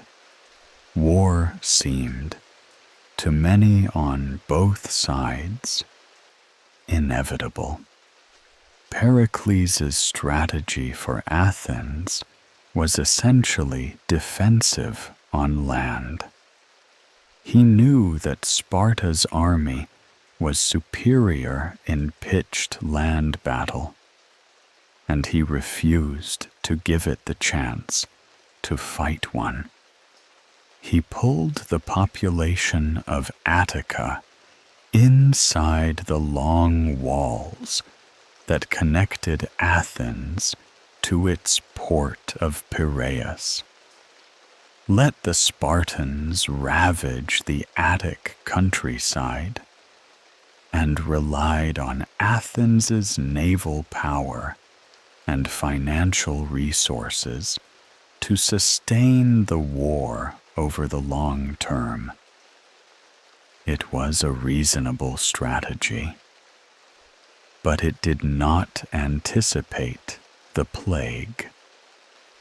The plague struck Athens in 430 BCE, probably typhoid fever or some similar disease, spreading rapidly among the population crowded behind the walls. It killed perhaps a quarter of the Athenian population, including Pericles himself. The psychological and social damage was enormous, as Thucydides described with painful clarity.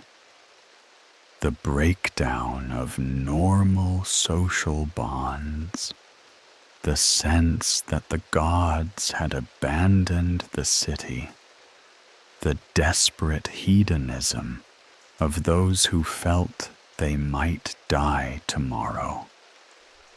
The war went on after the plague for another 25 years.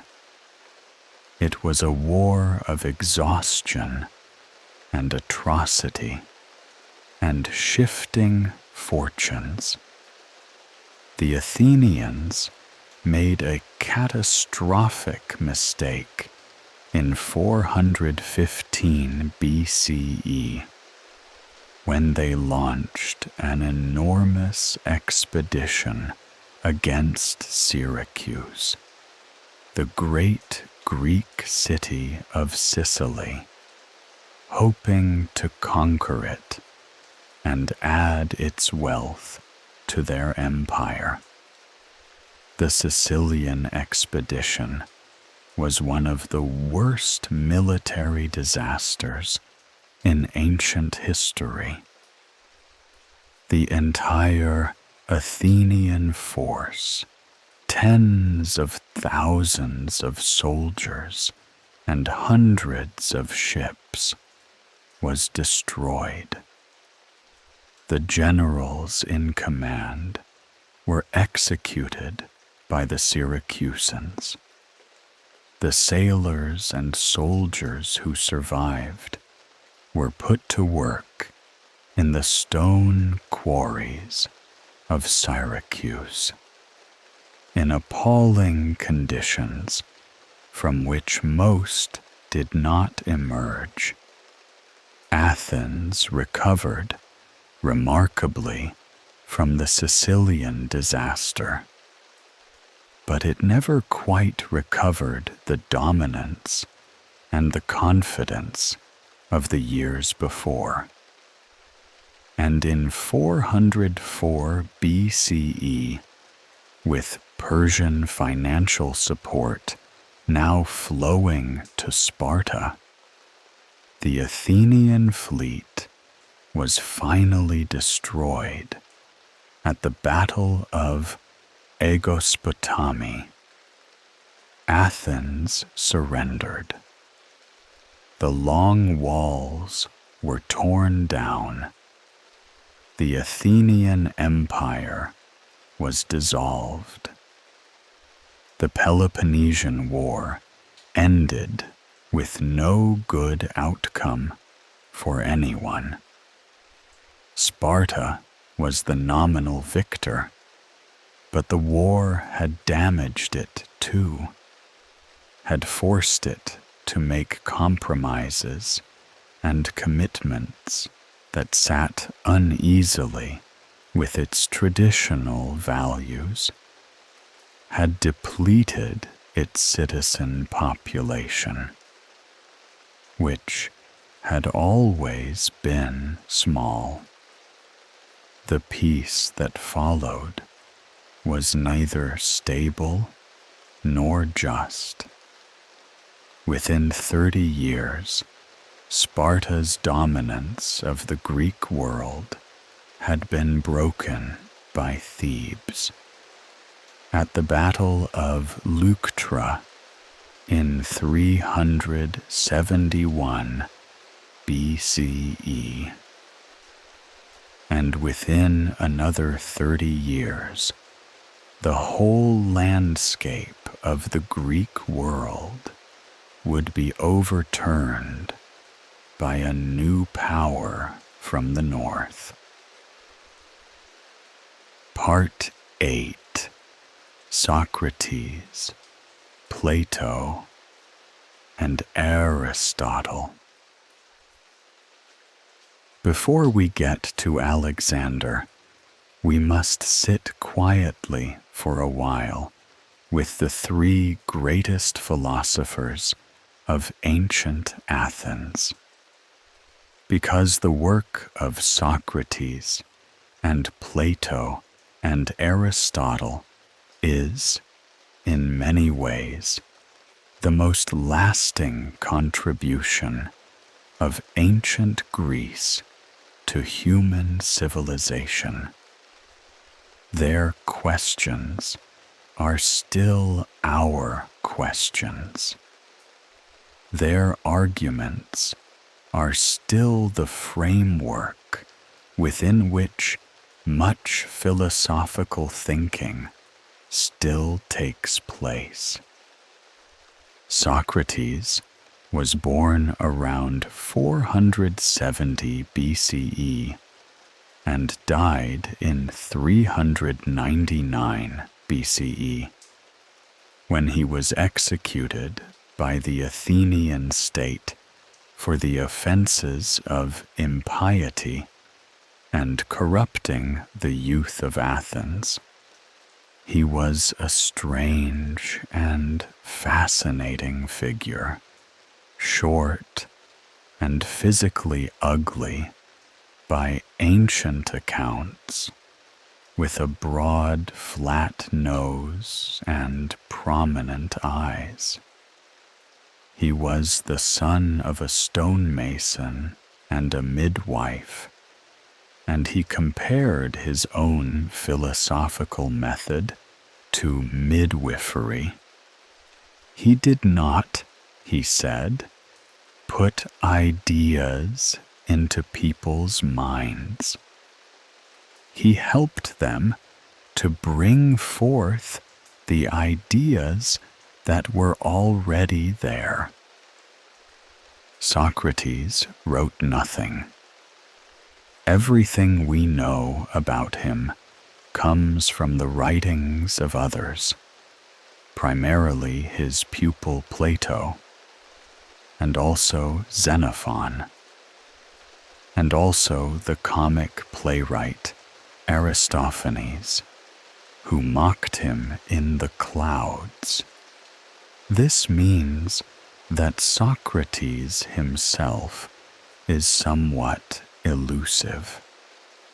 We cannot be entirely sure how much of what Plato attributes to him represents the historical Socrates, and how much represents Plato's own views, expressed through the convenient mask of his teacher. What we can say is that Socrates spent his days in Athens in conversation. He walked through the streets and the marketplaces and the gymnasia and talked to people, talked to politicians and craftsmen and generals and young aristocrats and anyone else who was willing to engage with him.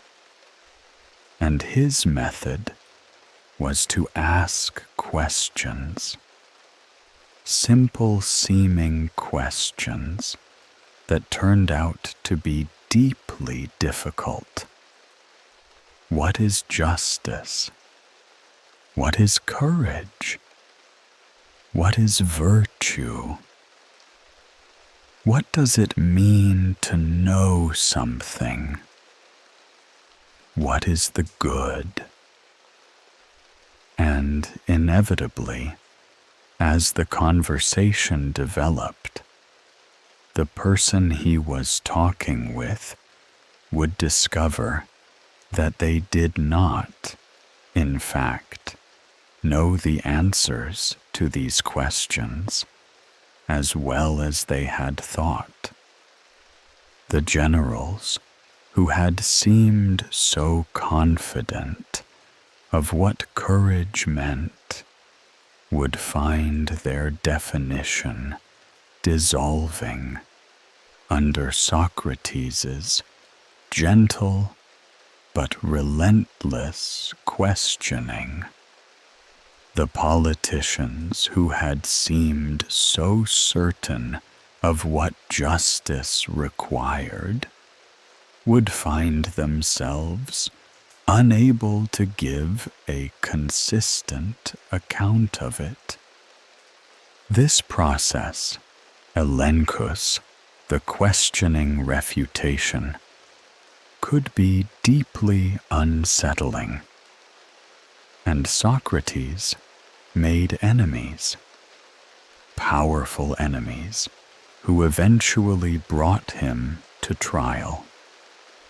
He was convicted by a jury of 501 Athenian citizens and sentenced to death by drinking hemlock. He died calmly. Plato's account of his death, in the dialogue called the Phaedo, is one of the most moving pieces of writing in all of literature. Socrates spent his final hours discussing the immortality of the soul with his friends, and then, as the sun set, he drank the hemlock and lay down and died, his friends weeping around him, himself apparently serene. Plato was born around 428 BCE into an aristocratic Athenian family, and he lived until around 348 BCE. A long life of 80 years or so. The death of Socrates affected him deeply and shaped his entire philosophical project. He wrote his philosophy in the form of dialogues, conversations, usually with Socrates as the main speaker. And through these dialogues, he explored questions of ethics, politics, metaphysics, epistemology, and aesthetics with extraordinary depth and subtlety. Plato's most famous philosophical idea is the theory of forms. In Plato's view, the physical world we perceive with our senses is not the most real world. It is a world of shadows and appearances, constantly changing, imperfect. The truly real world is the world of forms, eternal, unchanging, perfect archetypes, of which the things we perceive are merely imperfect copies. The form of beauty is not any particular beautiful thing, not a beautiful face, or a beautiful sunset, or a beautiful building, but rather the eternal, abstract principle of beauty itself, of which all beautiful things partake. The form of justice, the form of the good. It is a difficult idea and a controversial one, and philosophers have argued about it for 2,500 years. But the fundamental move it represents, the move toward asking about universal principles rather than particular instances, has been enormously influential on subsequent philosophy, on mathematics, on theology, on science.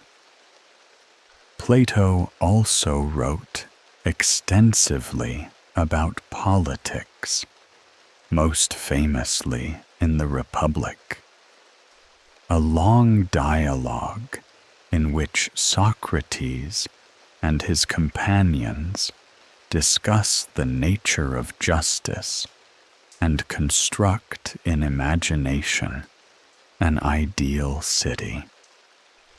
The city they construct is ruled by philosopher king, people who have achieved the highest level of philosophical understanding, who have seen the form of the good and understand what true justice requires. and who govern the city accordingly. It is a deeply controversial vision, one that many subsequent readers have found authoritarian or totalitarian in its implications. Others find it a profound meditation on the relationship between knowledge and power and governance.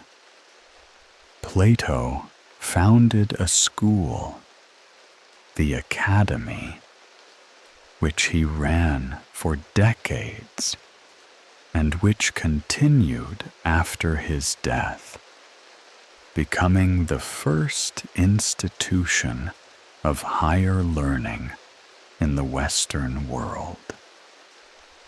The word academy comes directly from it, from the name of the grove outside Athens where it was located. Aristotle was born in 384 BCE in the northern Greek city of Stagira, the son of a physician who was court doctor to the king of Macedon. At 17, he came to Athens and enrolled in Plato's Academy, where he studied for 20 years, until Plato's death in 348 BCE. And then he went on to become, arguably, the most comprehensive and influential thinker of the ancient world. Where Plato was primarily interested in eternal abstractions, the world of forms, the unchanging realm of true knowledge, Aristotle was deeply interested in the physical world, in the specific and the particular. He made extensive observations of animals and classified hundreds of species. He wrote on logic, on physics, on biology, on psychology, on ethics, on politics, on rhetoric, on aesthetics. He literally invented the study of logic as a formal discipline. His system of formal logic, the syllogism, the analysis of valid and invalid arguments, remained the foundation of Western logical thought for nearly 2,000 years, until the development of modern symbolic logic in the 19th century. Aristotle's philosophy of the good life, his ethics, is built around the concept of eudaimonia, often translated as happiness, but perhaps better understood as flourishing or living well. For Aristotle, the good life for a human being is a life in which the distinctive capacities of human nature are exercised excellently. Human beings are rational social animals. The political animal, zoon politikon, he called us. And the good life for a human being involves the excellent exercise of reason and the excellent exercise of our social nature, living well in community with others. This is a very different vision of the good life from the Platonic one, more rooted in the everyday, more tolerant of pleasure and of the body, more interested in the messy particulars of actual human life.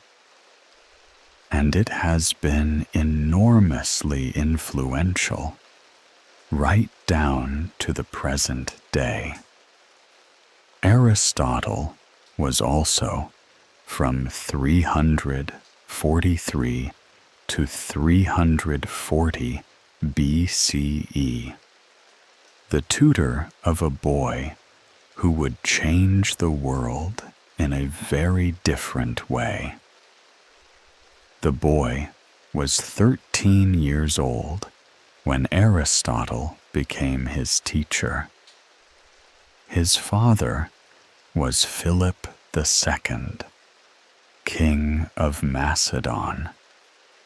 The boy's name was Alexander. Part 9. Philip, Alexander, and the end of the classical world.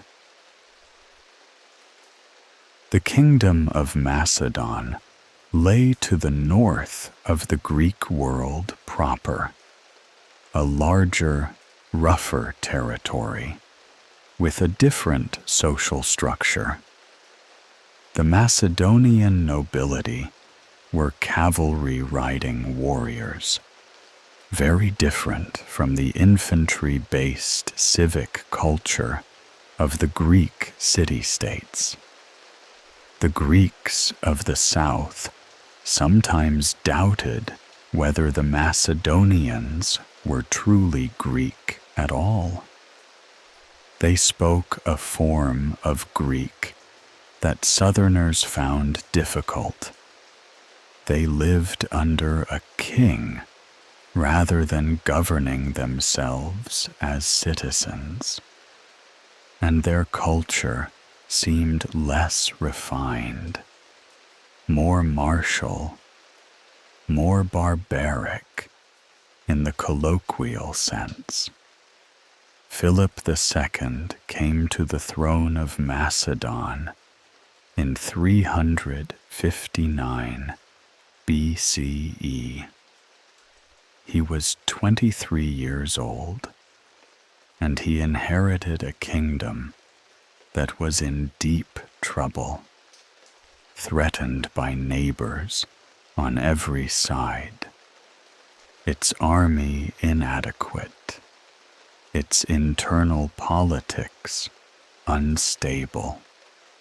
Within a few years, through a combination of military reform, diplomatic skill, and considerable ruthlessness, he had transformed Macedon into the dominant power in the northern Balkans. Philip reformed the Macedonian army in ways that were decisive. He took the Greek hoplite phalanx and extended it. His infantry, the Macedonian phalanx, was armed with the sarissa, a pike or spear of about 5 to 6 meters in length. When the Macedonian phalanx deployed, with each soldier's sarissa overlapping those of the men in front, it presented a bristling wall of spear points extending far in front of the front rank.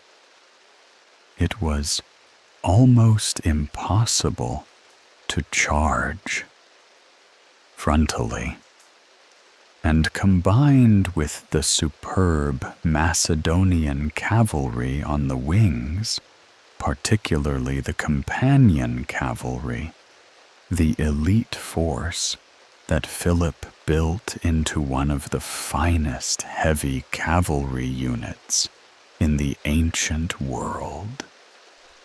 The Macedonian army was a formidable and flexible fighting machine.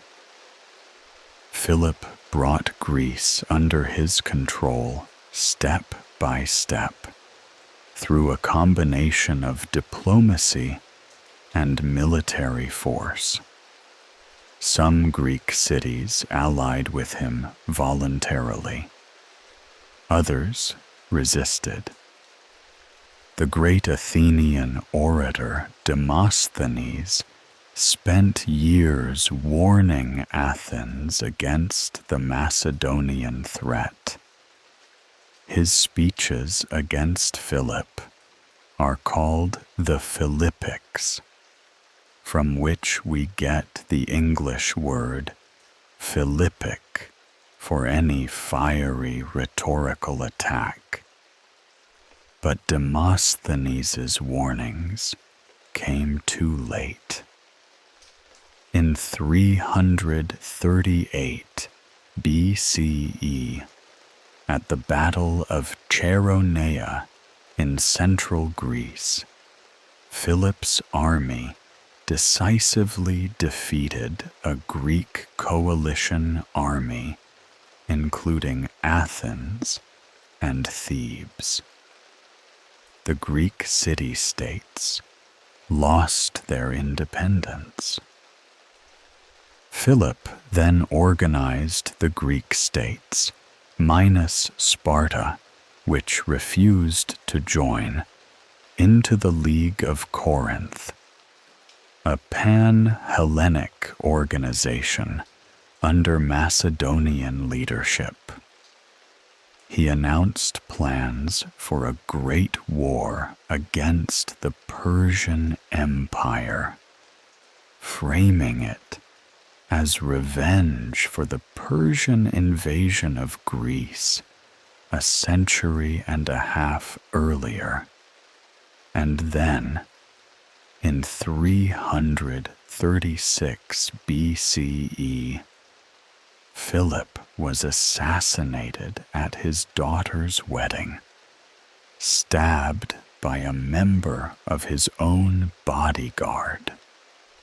His son Alexander was 20 years old.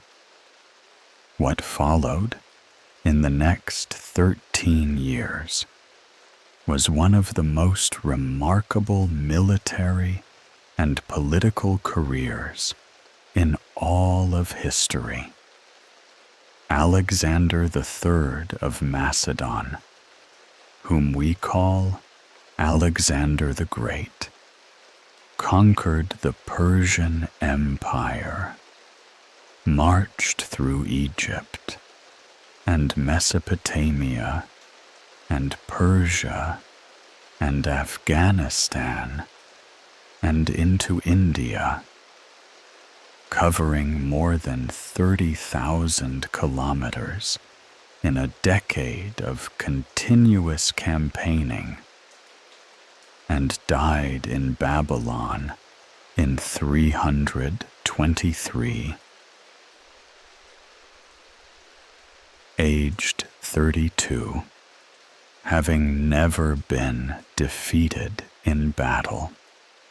We will tell this story slowly, because even told slowly, it is an astonishing story. Alexander secured his position immediately after Philip's assassination with characteristic decisiveness. Potential rivals were eliminated. A revolt in Greece, which had assumed that the 20-year-old who had inherited the throne would be manageable was crushed.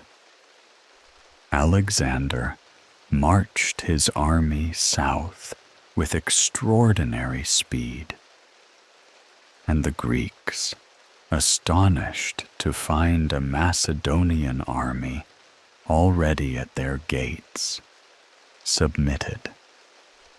When the city of Thebes revolted, Alexander destroyed it utterly, selling its population into slavery in a devastating demonstration of the consequences of resistance. In 334 BCE, Alexander crossed the Hellespont, the narrow strait between Europe and Asia, with an army of perhaps 40,000. He paused at Troy, the legendary city of Homer's poems, and made offerings at the tombs of the Greek heroes of the Trojan War. He took a copy of the Iliad from a golden casket, placed alongside a dagger, and carried it with him everywhere. He was, in his own mind, a new Achilles. The first great battle against the Persian Empire was at the Granicus River in 334 BCE. Alexander led the charge himself, in the front rank of his companion cavalry, in a way that was courageous to the point of recklessness. He was nearly killed by a Persian nobleman's sword blow, which was only deflected by his helmet and by the intervention of his companion Cleitus. The battle was a Greek victory, and it opened the western coast of Anatolia to Alexander's advance. City after city opened its gates. The Greek cities of Ionia welcomed him as a liberator. He released them from their tribute obligations and restored their democratic governments, a shrewd political move that aligned his campaign with the old Greek narrative of liberation from Persian rule.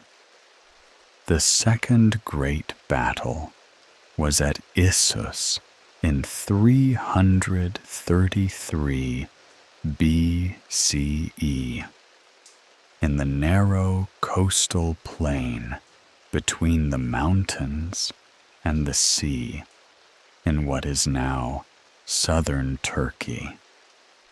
The Persian great king Darius III himself commanded the Persian army, and the Persian force was much larger than Alexander's.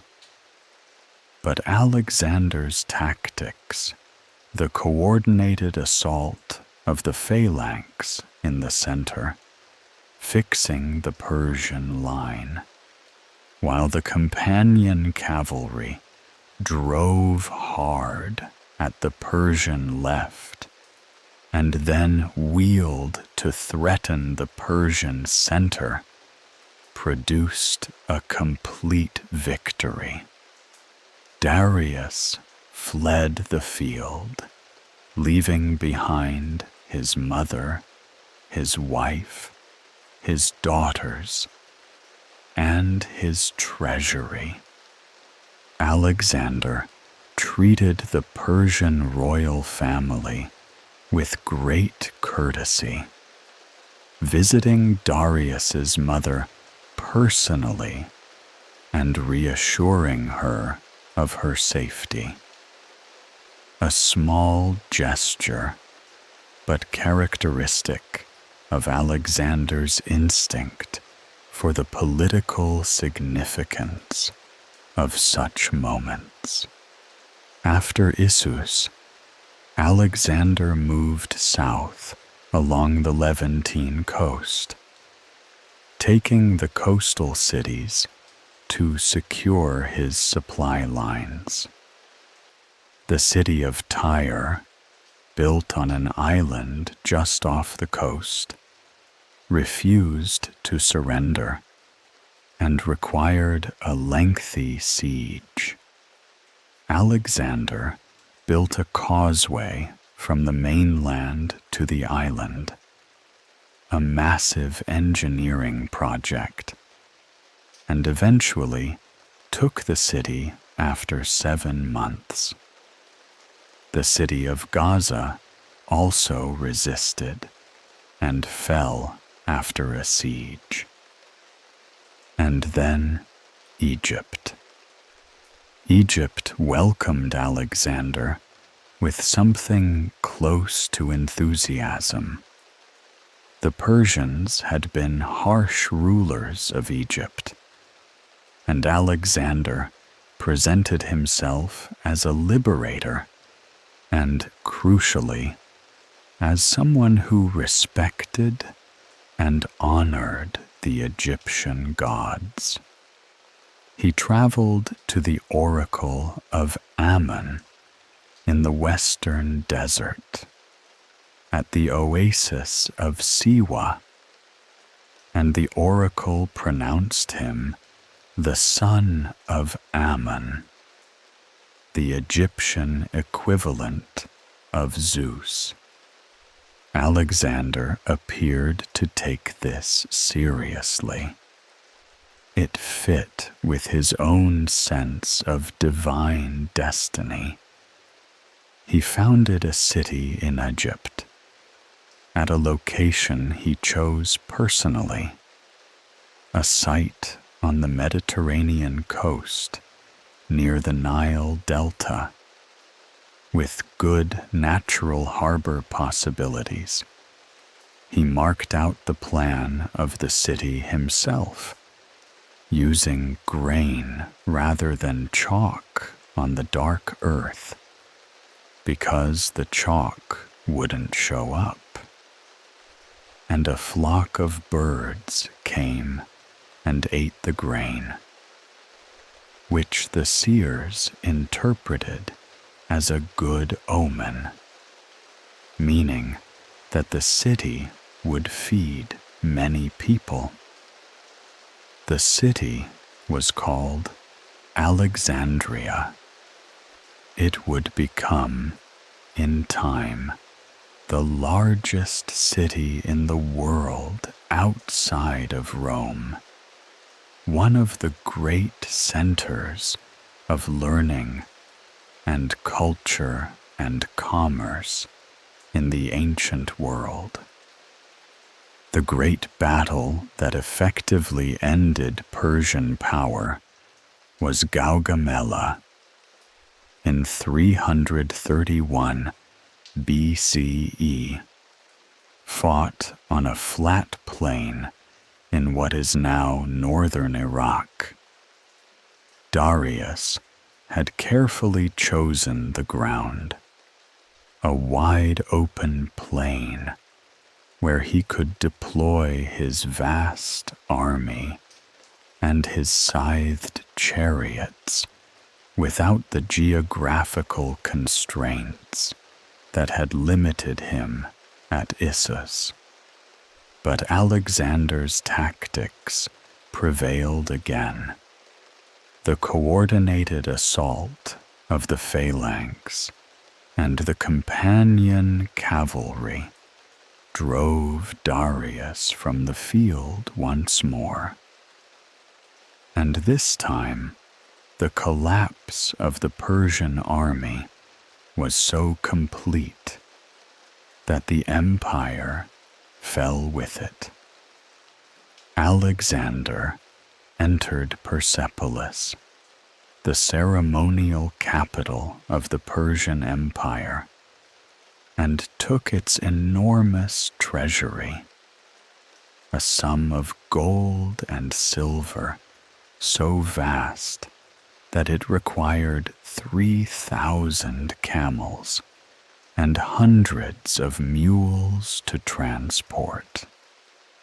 And then, in an act that has been debated ever since, Alexander burned the great palace complex of Persepolis. He may have done it deliberately, as a symbolic completion of revenge for the Persian burning of Athens in 480 BCE. He may have done it in a drunken moment, he later regretted. The ancient sources disagree. Darius was murdered by his own satraps as Alexander pursued him. Alexander found his body on the road and gave him a royal funeral, the gesture of a king honoring a king, even a defeated one. But Alexander did not stop. He pressed further east into the wild mountainous territories of Bactria and Sogdiana, modern Afghanistan, and the surrounding region. The campaigns there were harder, longer, more brutal than the clean, decisive battles in the West. There was no single great Persian army to defeat. There were guerrilla fighters in the mountains, constant small engagements, sieges of remote fortresses perched on impossible cliffs. Alexander was wounded seriously several times.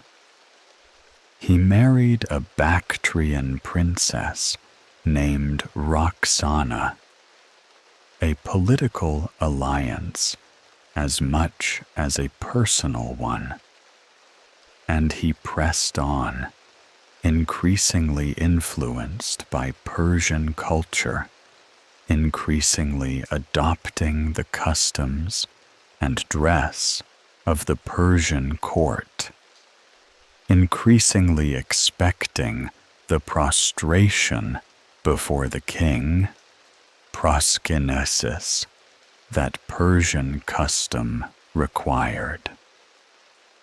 This caused deep friction with his Macedonian officers, who considered such behavior oriental and unworthy. The friction exploded in a terrible incident. One night at a banquet, drunk, in a quarrel about who deserved more credit for the victories, Alexander or Philip. Alexander killed Clytus, the man who had saved his life at the Granicus. He killed him with a spear thrown across the room. He was immediately overcome with remorse, grief, and spent 3 days refusing to eat or drink.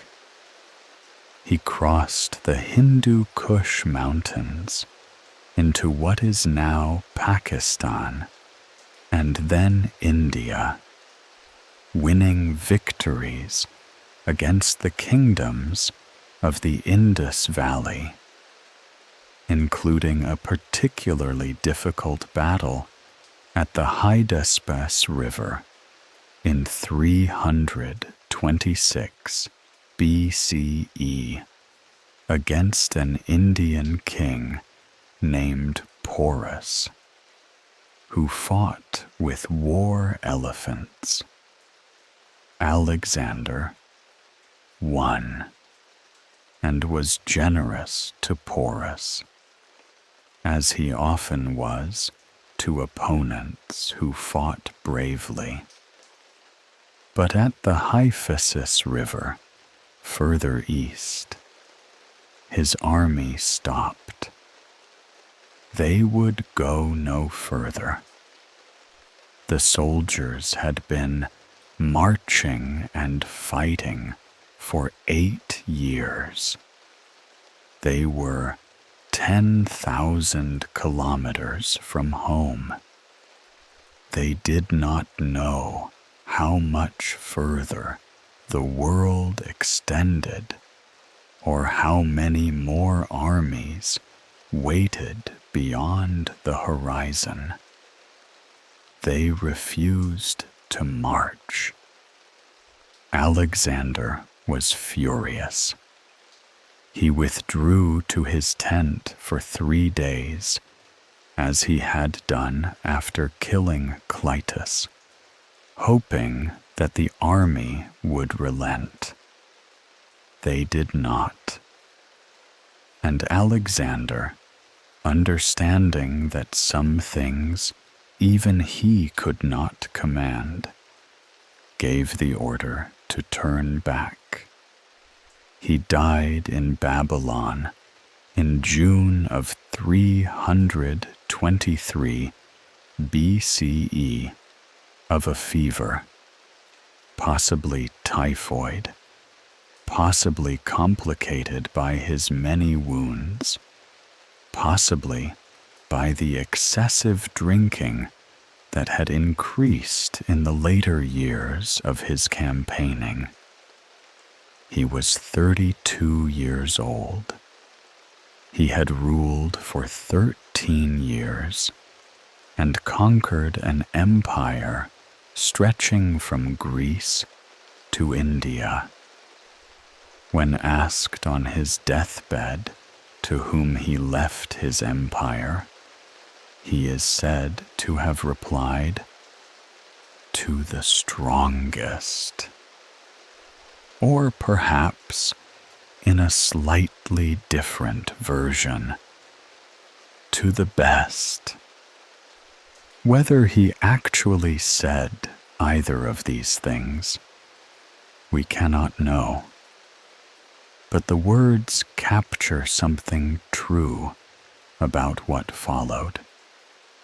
His generals fought each other for decades over the fragments of his empire.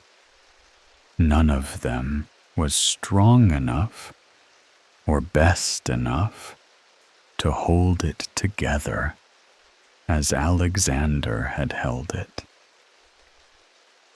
Part 10. The Hellenistic World. The period from Alexander's death in 323 to the Roman conquest of the last Hellenistic kingdom, Cleopatra's Egypt, in 30 BCE, is called the Hellenistic period.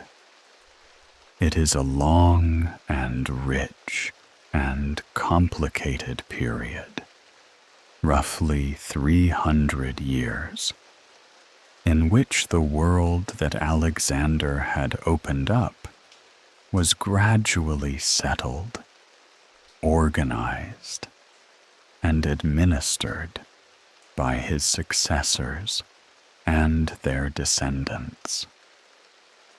The word Hellenistic was coined by the 19th century historian Johann Gustav Droysen from the Greek word Hellenizein, meaning to speak Greek or to live in the Greek manner. And the defining characteristic of the Hellenistic world was precisely this: the spread of Greek language and Greek culture across an enormous territory, from the Mediterranean to Central Asia, from Egypt to the borders of India. After decades of warfare among Alexander's successors, the Diadochi, the successors, the empire settled into three main kingdoms. The Antigonid dynasty controlled Macedon and had considerable influence over Greece. The Seleucid dynasty controlled the vast territories of the former Persian Empire, Mesopotamia, Persia, Syria, parts of Anatolia, and the Ptolemaic dynasty controlled Egypt. These three kingdoms, and the smaller kingdoms that gradually broke away from the Seleucid Empire over time, including the kingdom of Pergamon in western Anatolia and the kingdom of Bactria in Afghanistan, formed the political landscape of the Hellenistic world. They interacted through diplomacy and war and dynastic marriage, shifting alliances and occasional moments of outright conflict. The Ptolemaic kingdom of Egypt is perhaps the most fascinating. Egypt had always been one of the richest territories in the ancient world.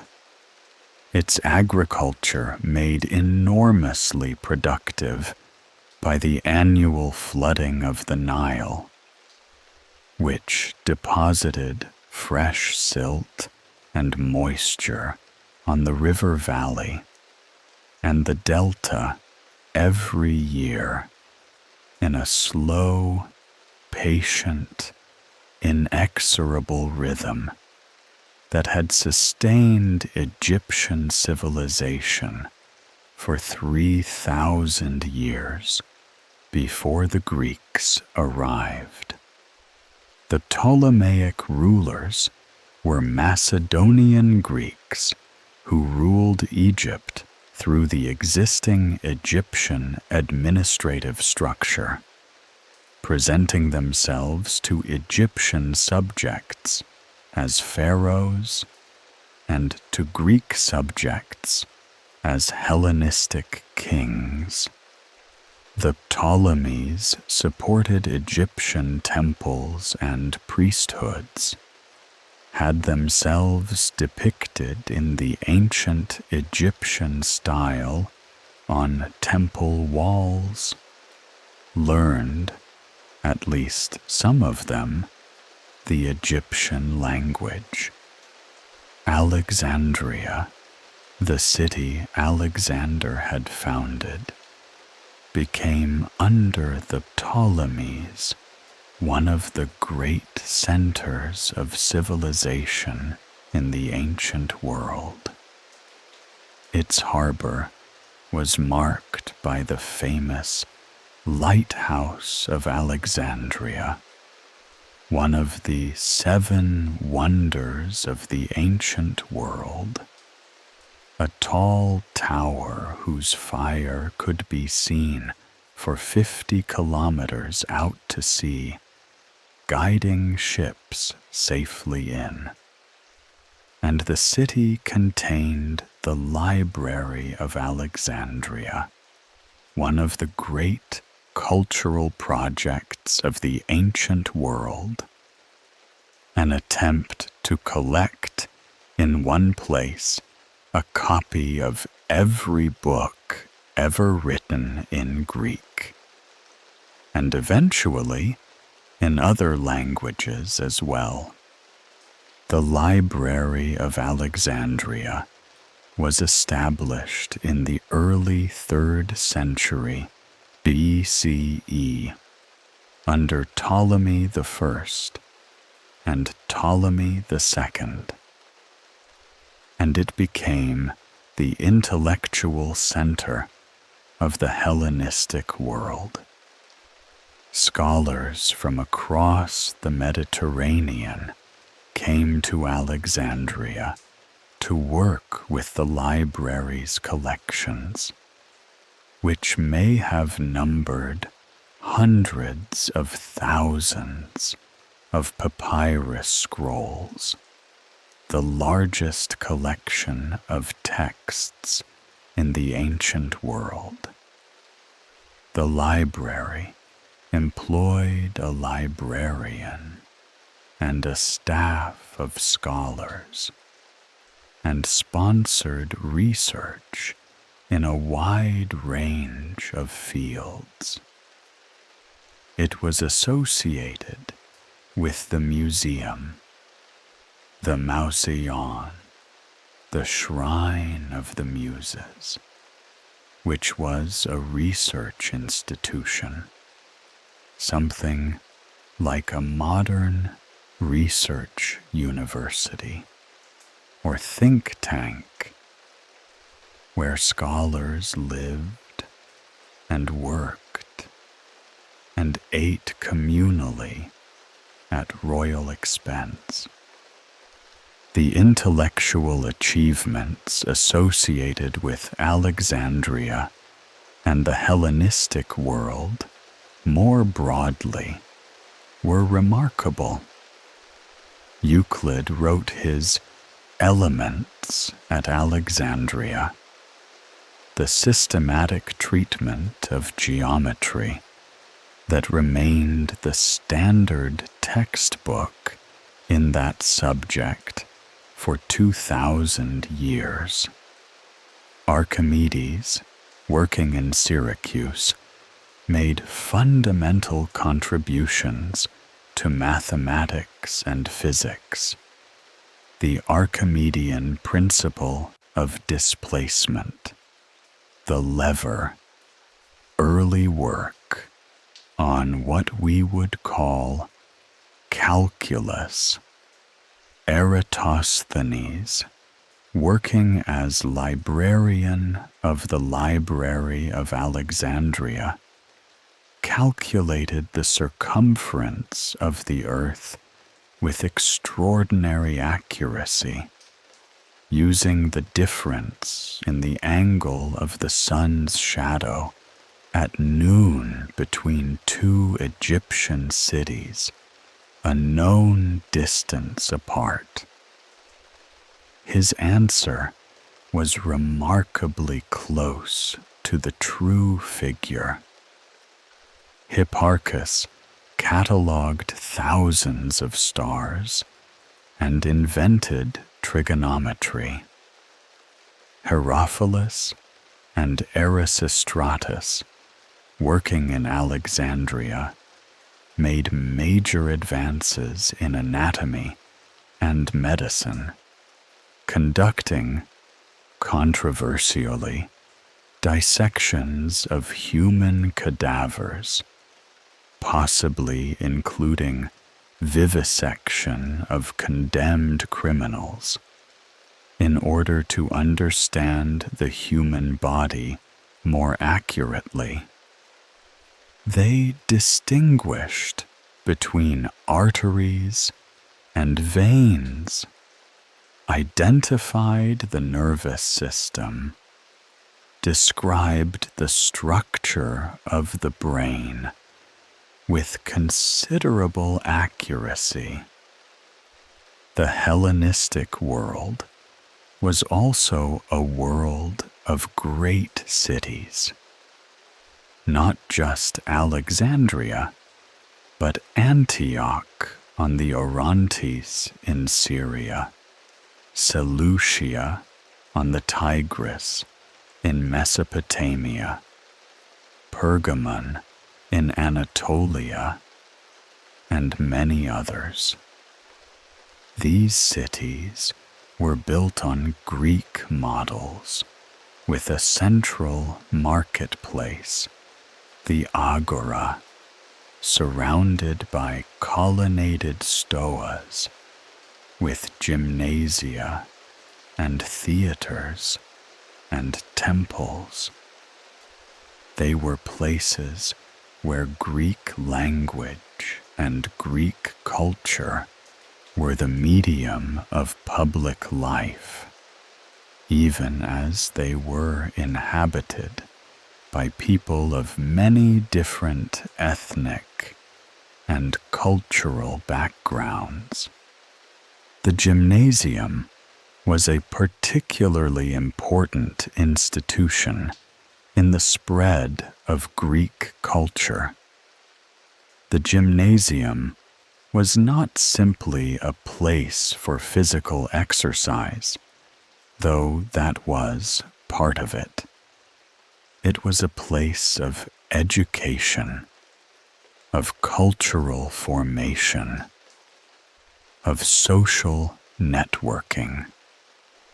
A young man who attended the gymnasium learned Greek and exercised naked in the Greek fashion, and participated in athletic competitions, and became, through this process, recognizably part of the Greek cultural world, regardless of his family's ethnic origin. The gymnasium was, in a sense, a machine for producing Greeks. This cultural imperialism, because that is what it was, even if it was often welcomed and voluntary, had complex effects. In many places, local elites enthusiastically adopted Greek culture, seeing it as the language of power and prestige and economic advantage. In other places, there was resistance. The Maccabean revolt in Judea in the 2nd century BCE was partly a revolt against Hellenization, against the pressure from the Seleucid rulers to adopt Greek customs and Greek religious practices. The Maccabean revolt and the Hanukkah story that comes from it are a product of the Hellenistic world's cultural tensions. The Hellenistic period also saw the development of new philosophical schools, responding to a world that was larger and more uncertain than the tight world of the classical city-state. Epicurus, who founded his school in Athens in 306 BCE, taught that the goal of life was pleasure, specifically the calm and lasting pleasure of freedom from pain and from anxiety. The peace he called ataraxia. He recommended a quiet life, withdrawn from public affairs, spent with friends in simple pleasures. His was not the hedonistic philosophy that the word Epicurean sometimes suggests today. Epicurus himself lived simply, eating bread and cheese and occasionally olives, finding in modest pleasures more lasting contentment than in the turbulent pursuits of wealth or power or fame. The Stoic school, founded by Zeno of Citium, also in Athens, around 300 BCE, taught a very different philosophy, that the goal of life was virtue, and that virtue was the only true good, everything else being indifferent. Wealth, health, fame, pleasure, these were not true goods and not true evils.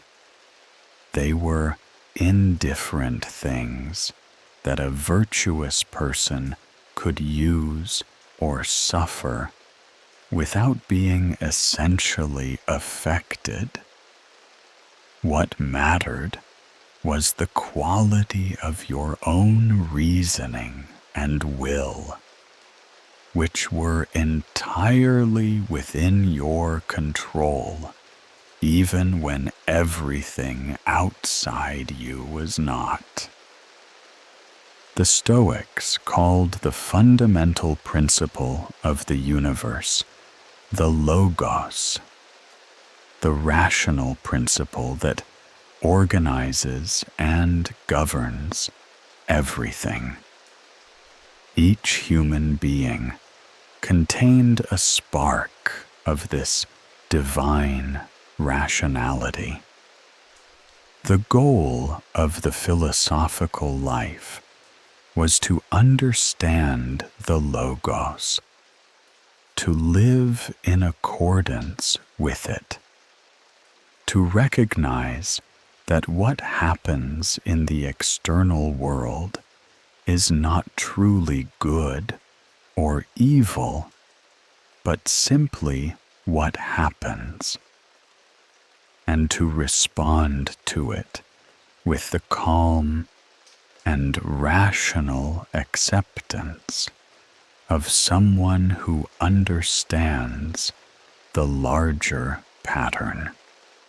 Stoicism became enormously influential in the Roman world. The Stoic tradition produced thinkers like Cicero, Seneca, Epictetus, and Marcus Aurelius, whose meditations we mentioned in the earlier conversation about Rome. Its emphasis on duty, on rational self-control, on the indifference of external circumstance, appealed deeply to Roman sensibilities. The Hellenistic world was gradually absorbed into the expanding Roman Empire. Macedon became a Roman province in 146 BCE, the same year that Rome destroyed Carthage. The Seleucid kingdom shrank as various territories broke away and as Rome's influence in the eastern Mediterranean grew, Pergamon was bequeathed to Rome by its last king in 133 BCE. The Pontic kingdom of Mithridates was defeated by Rome after a long series of wars in the 1st century BCE.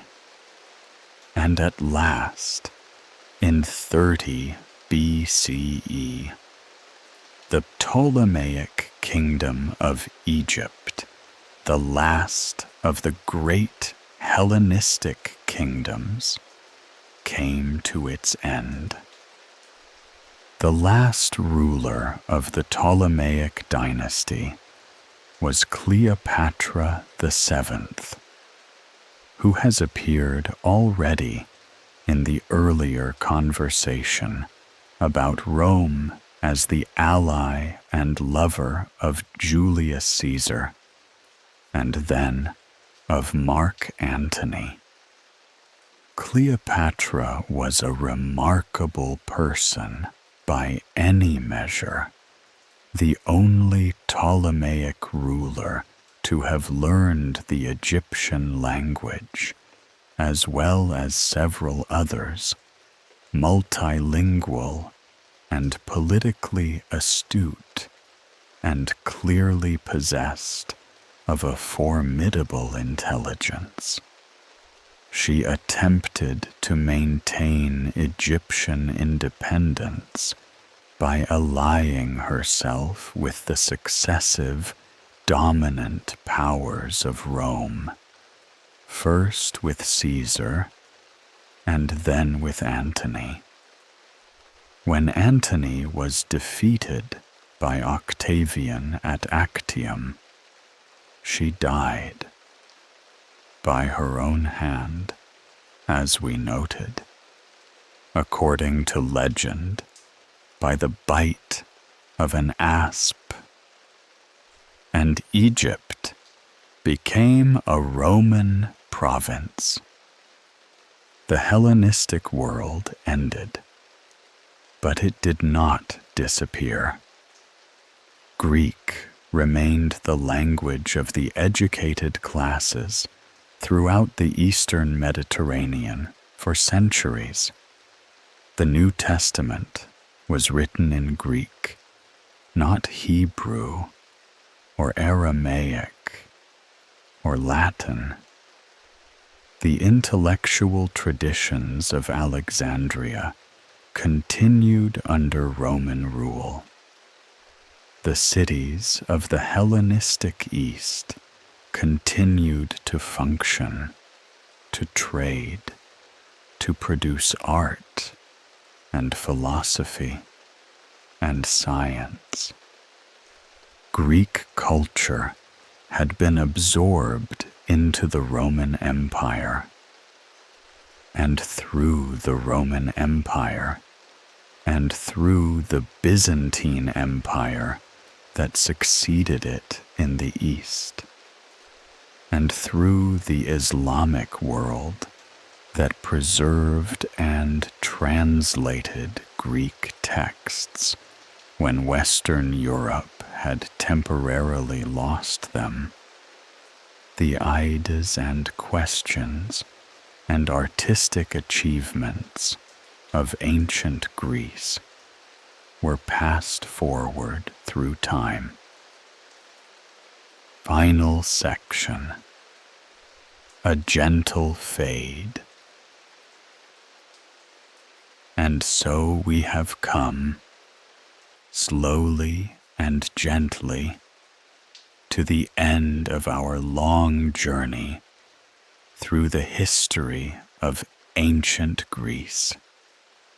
We have walked through the dim and beautiful palace corridors of Knossos, looking at frescoes of dolphins and bull-leaping athletes painted 3,500 years ago. We have stood at the lion gate of Mycenae, looking up at those ancient headless lions carved in gray stone above the entrance. We have sat quietly through the long silence of the Greek Dark Ages, listening to the stories that kept the old memory alive around fires in small villages.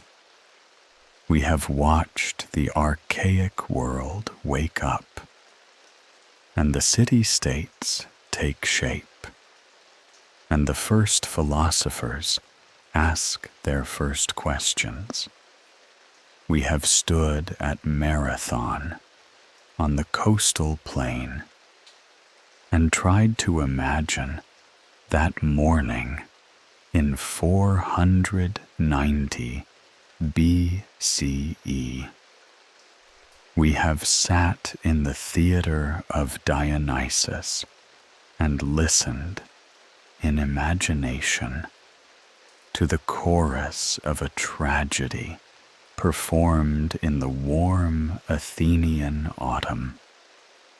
We have walked through the Parthenon and felt the marble and looked up at the blue sky through the open ceiling. We have sat with Socrates in a quiet corner of the agora. We have read a line of Sappho carried down to us across 2,500 years, still warm. We have followed Alexander across the Hellespont and through the Persian Empire and over the Hindu Kush, watching something vast and strange unfold in the ancient world. And we have arrived at last in the Hellenistic world, that great mixed and various Mediterranean civilization, where Greeks and Egyptians and Persians and Jews and many others lived together in cities built on Greek plans, speaking Greek in their public lives, and finding in the libraries and gymnasia and philosophical schools of that world a kind of temporary home. It has been a very long journey, a long and slow and peaceful journey. And now, in these last quiet minutes, let the images drift through you, gently, like water moving under still air. The deep blue of the Aegean Sea, seen from a high hillside on a summer afternoon. That particular blue, ancient and vivid, stretching to the horizon. The smell of wild thyme on a Greek hillside, released by the heat of the sun, sharp and warm and clean. The she-wolf and the twins. No, that was Rome. But perhaps a dolphin leaping in a fresco painted 3,000 years ago on the wall of a Minoan palace, the paint still bright, the dolphin still mid-leap, still caught in that moment of joy.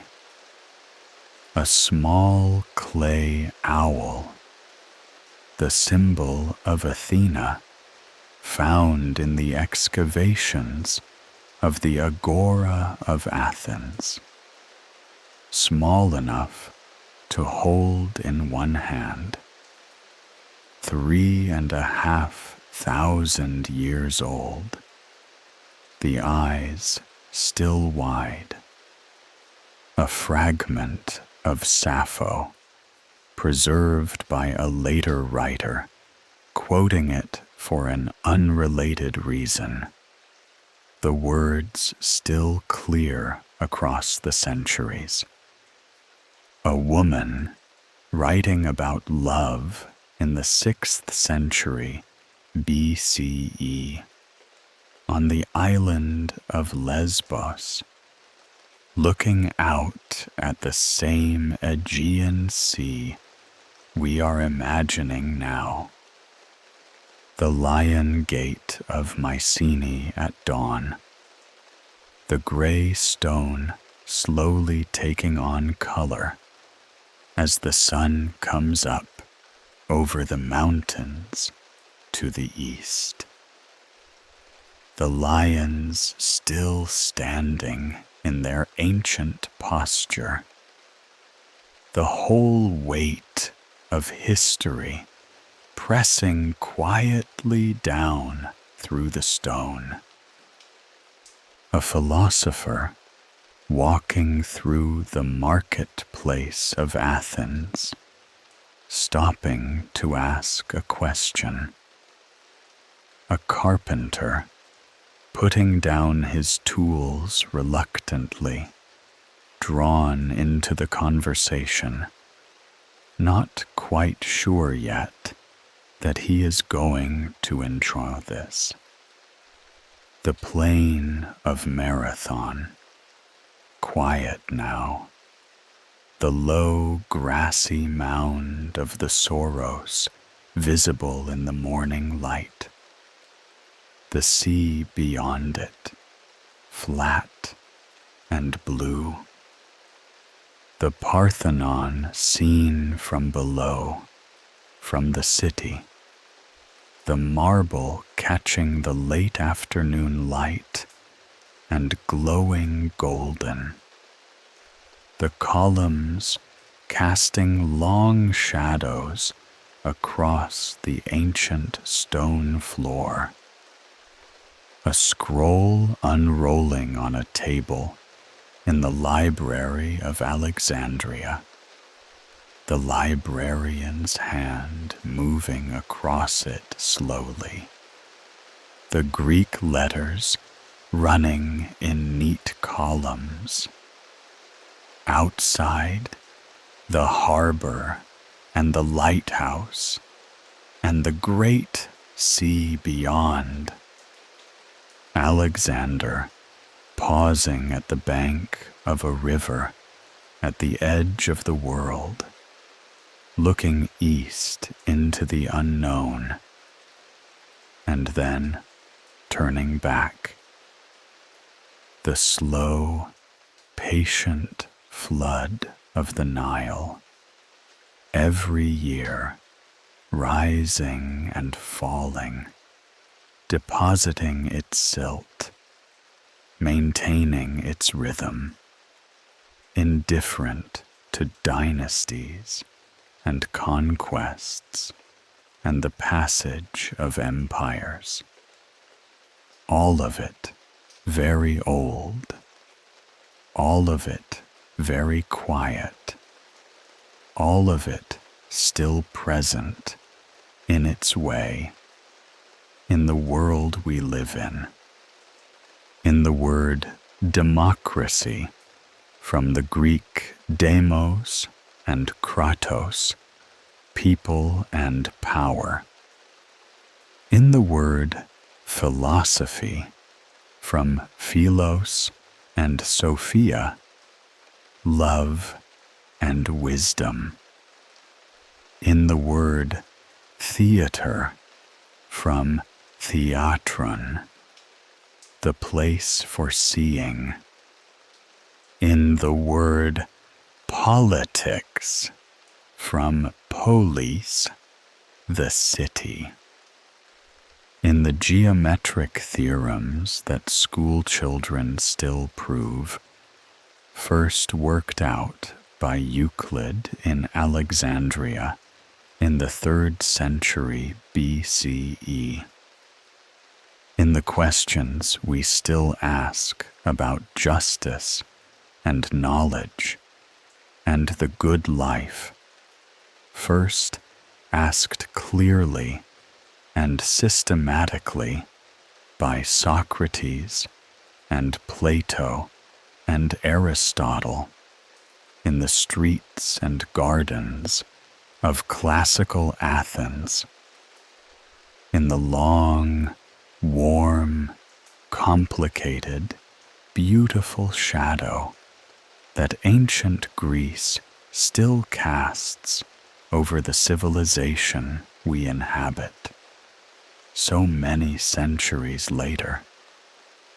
It did not end. It transformed.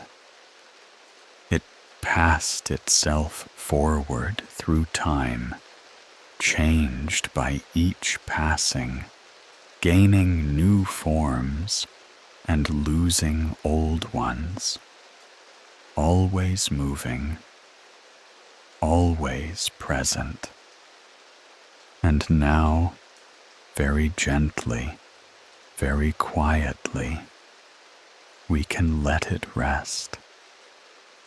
The Aegean is still out there, the same ancient blue, the same salt wind moving over it in the same patient way it always has.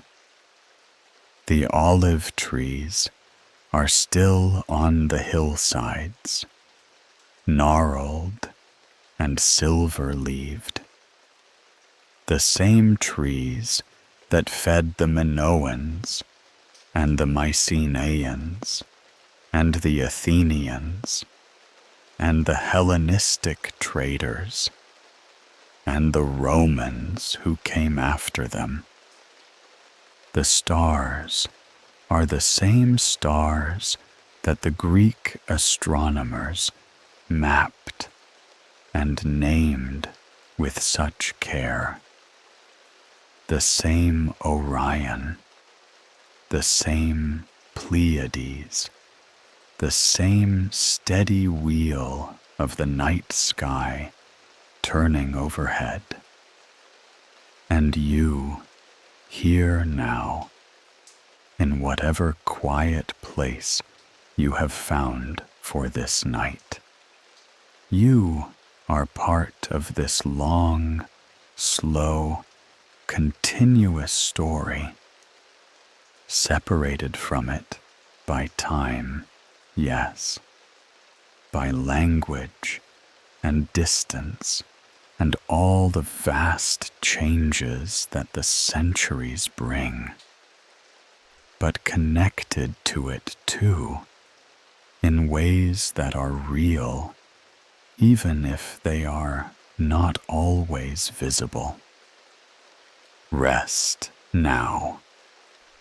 Let the ancient world drift away, slowly, like the tide going out from a rocky shore, like the sound of a bell on a goat moving away through dry scrub on a Greek hillside in the warm afternoon, like the light on the Aegean at the end of a long golden day, quietly, calmly, deeply, gently.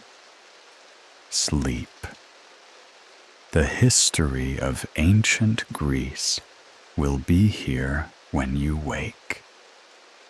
Patient and old and inexhaustible, as it has always been, as it will always be, as long as there are people who ask questions and build things and argue about what justice means, and look out at the sea and wonder.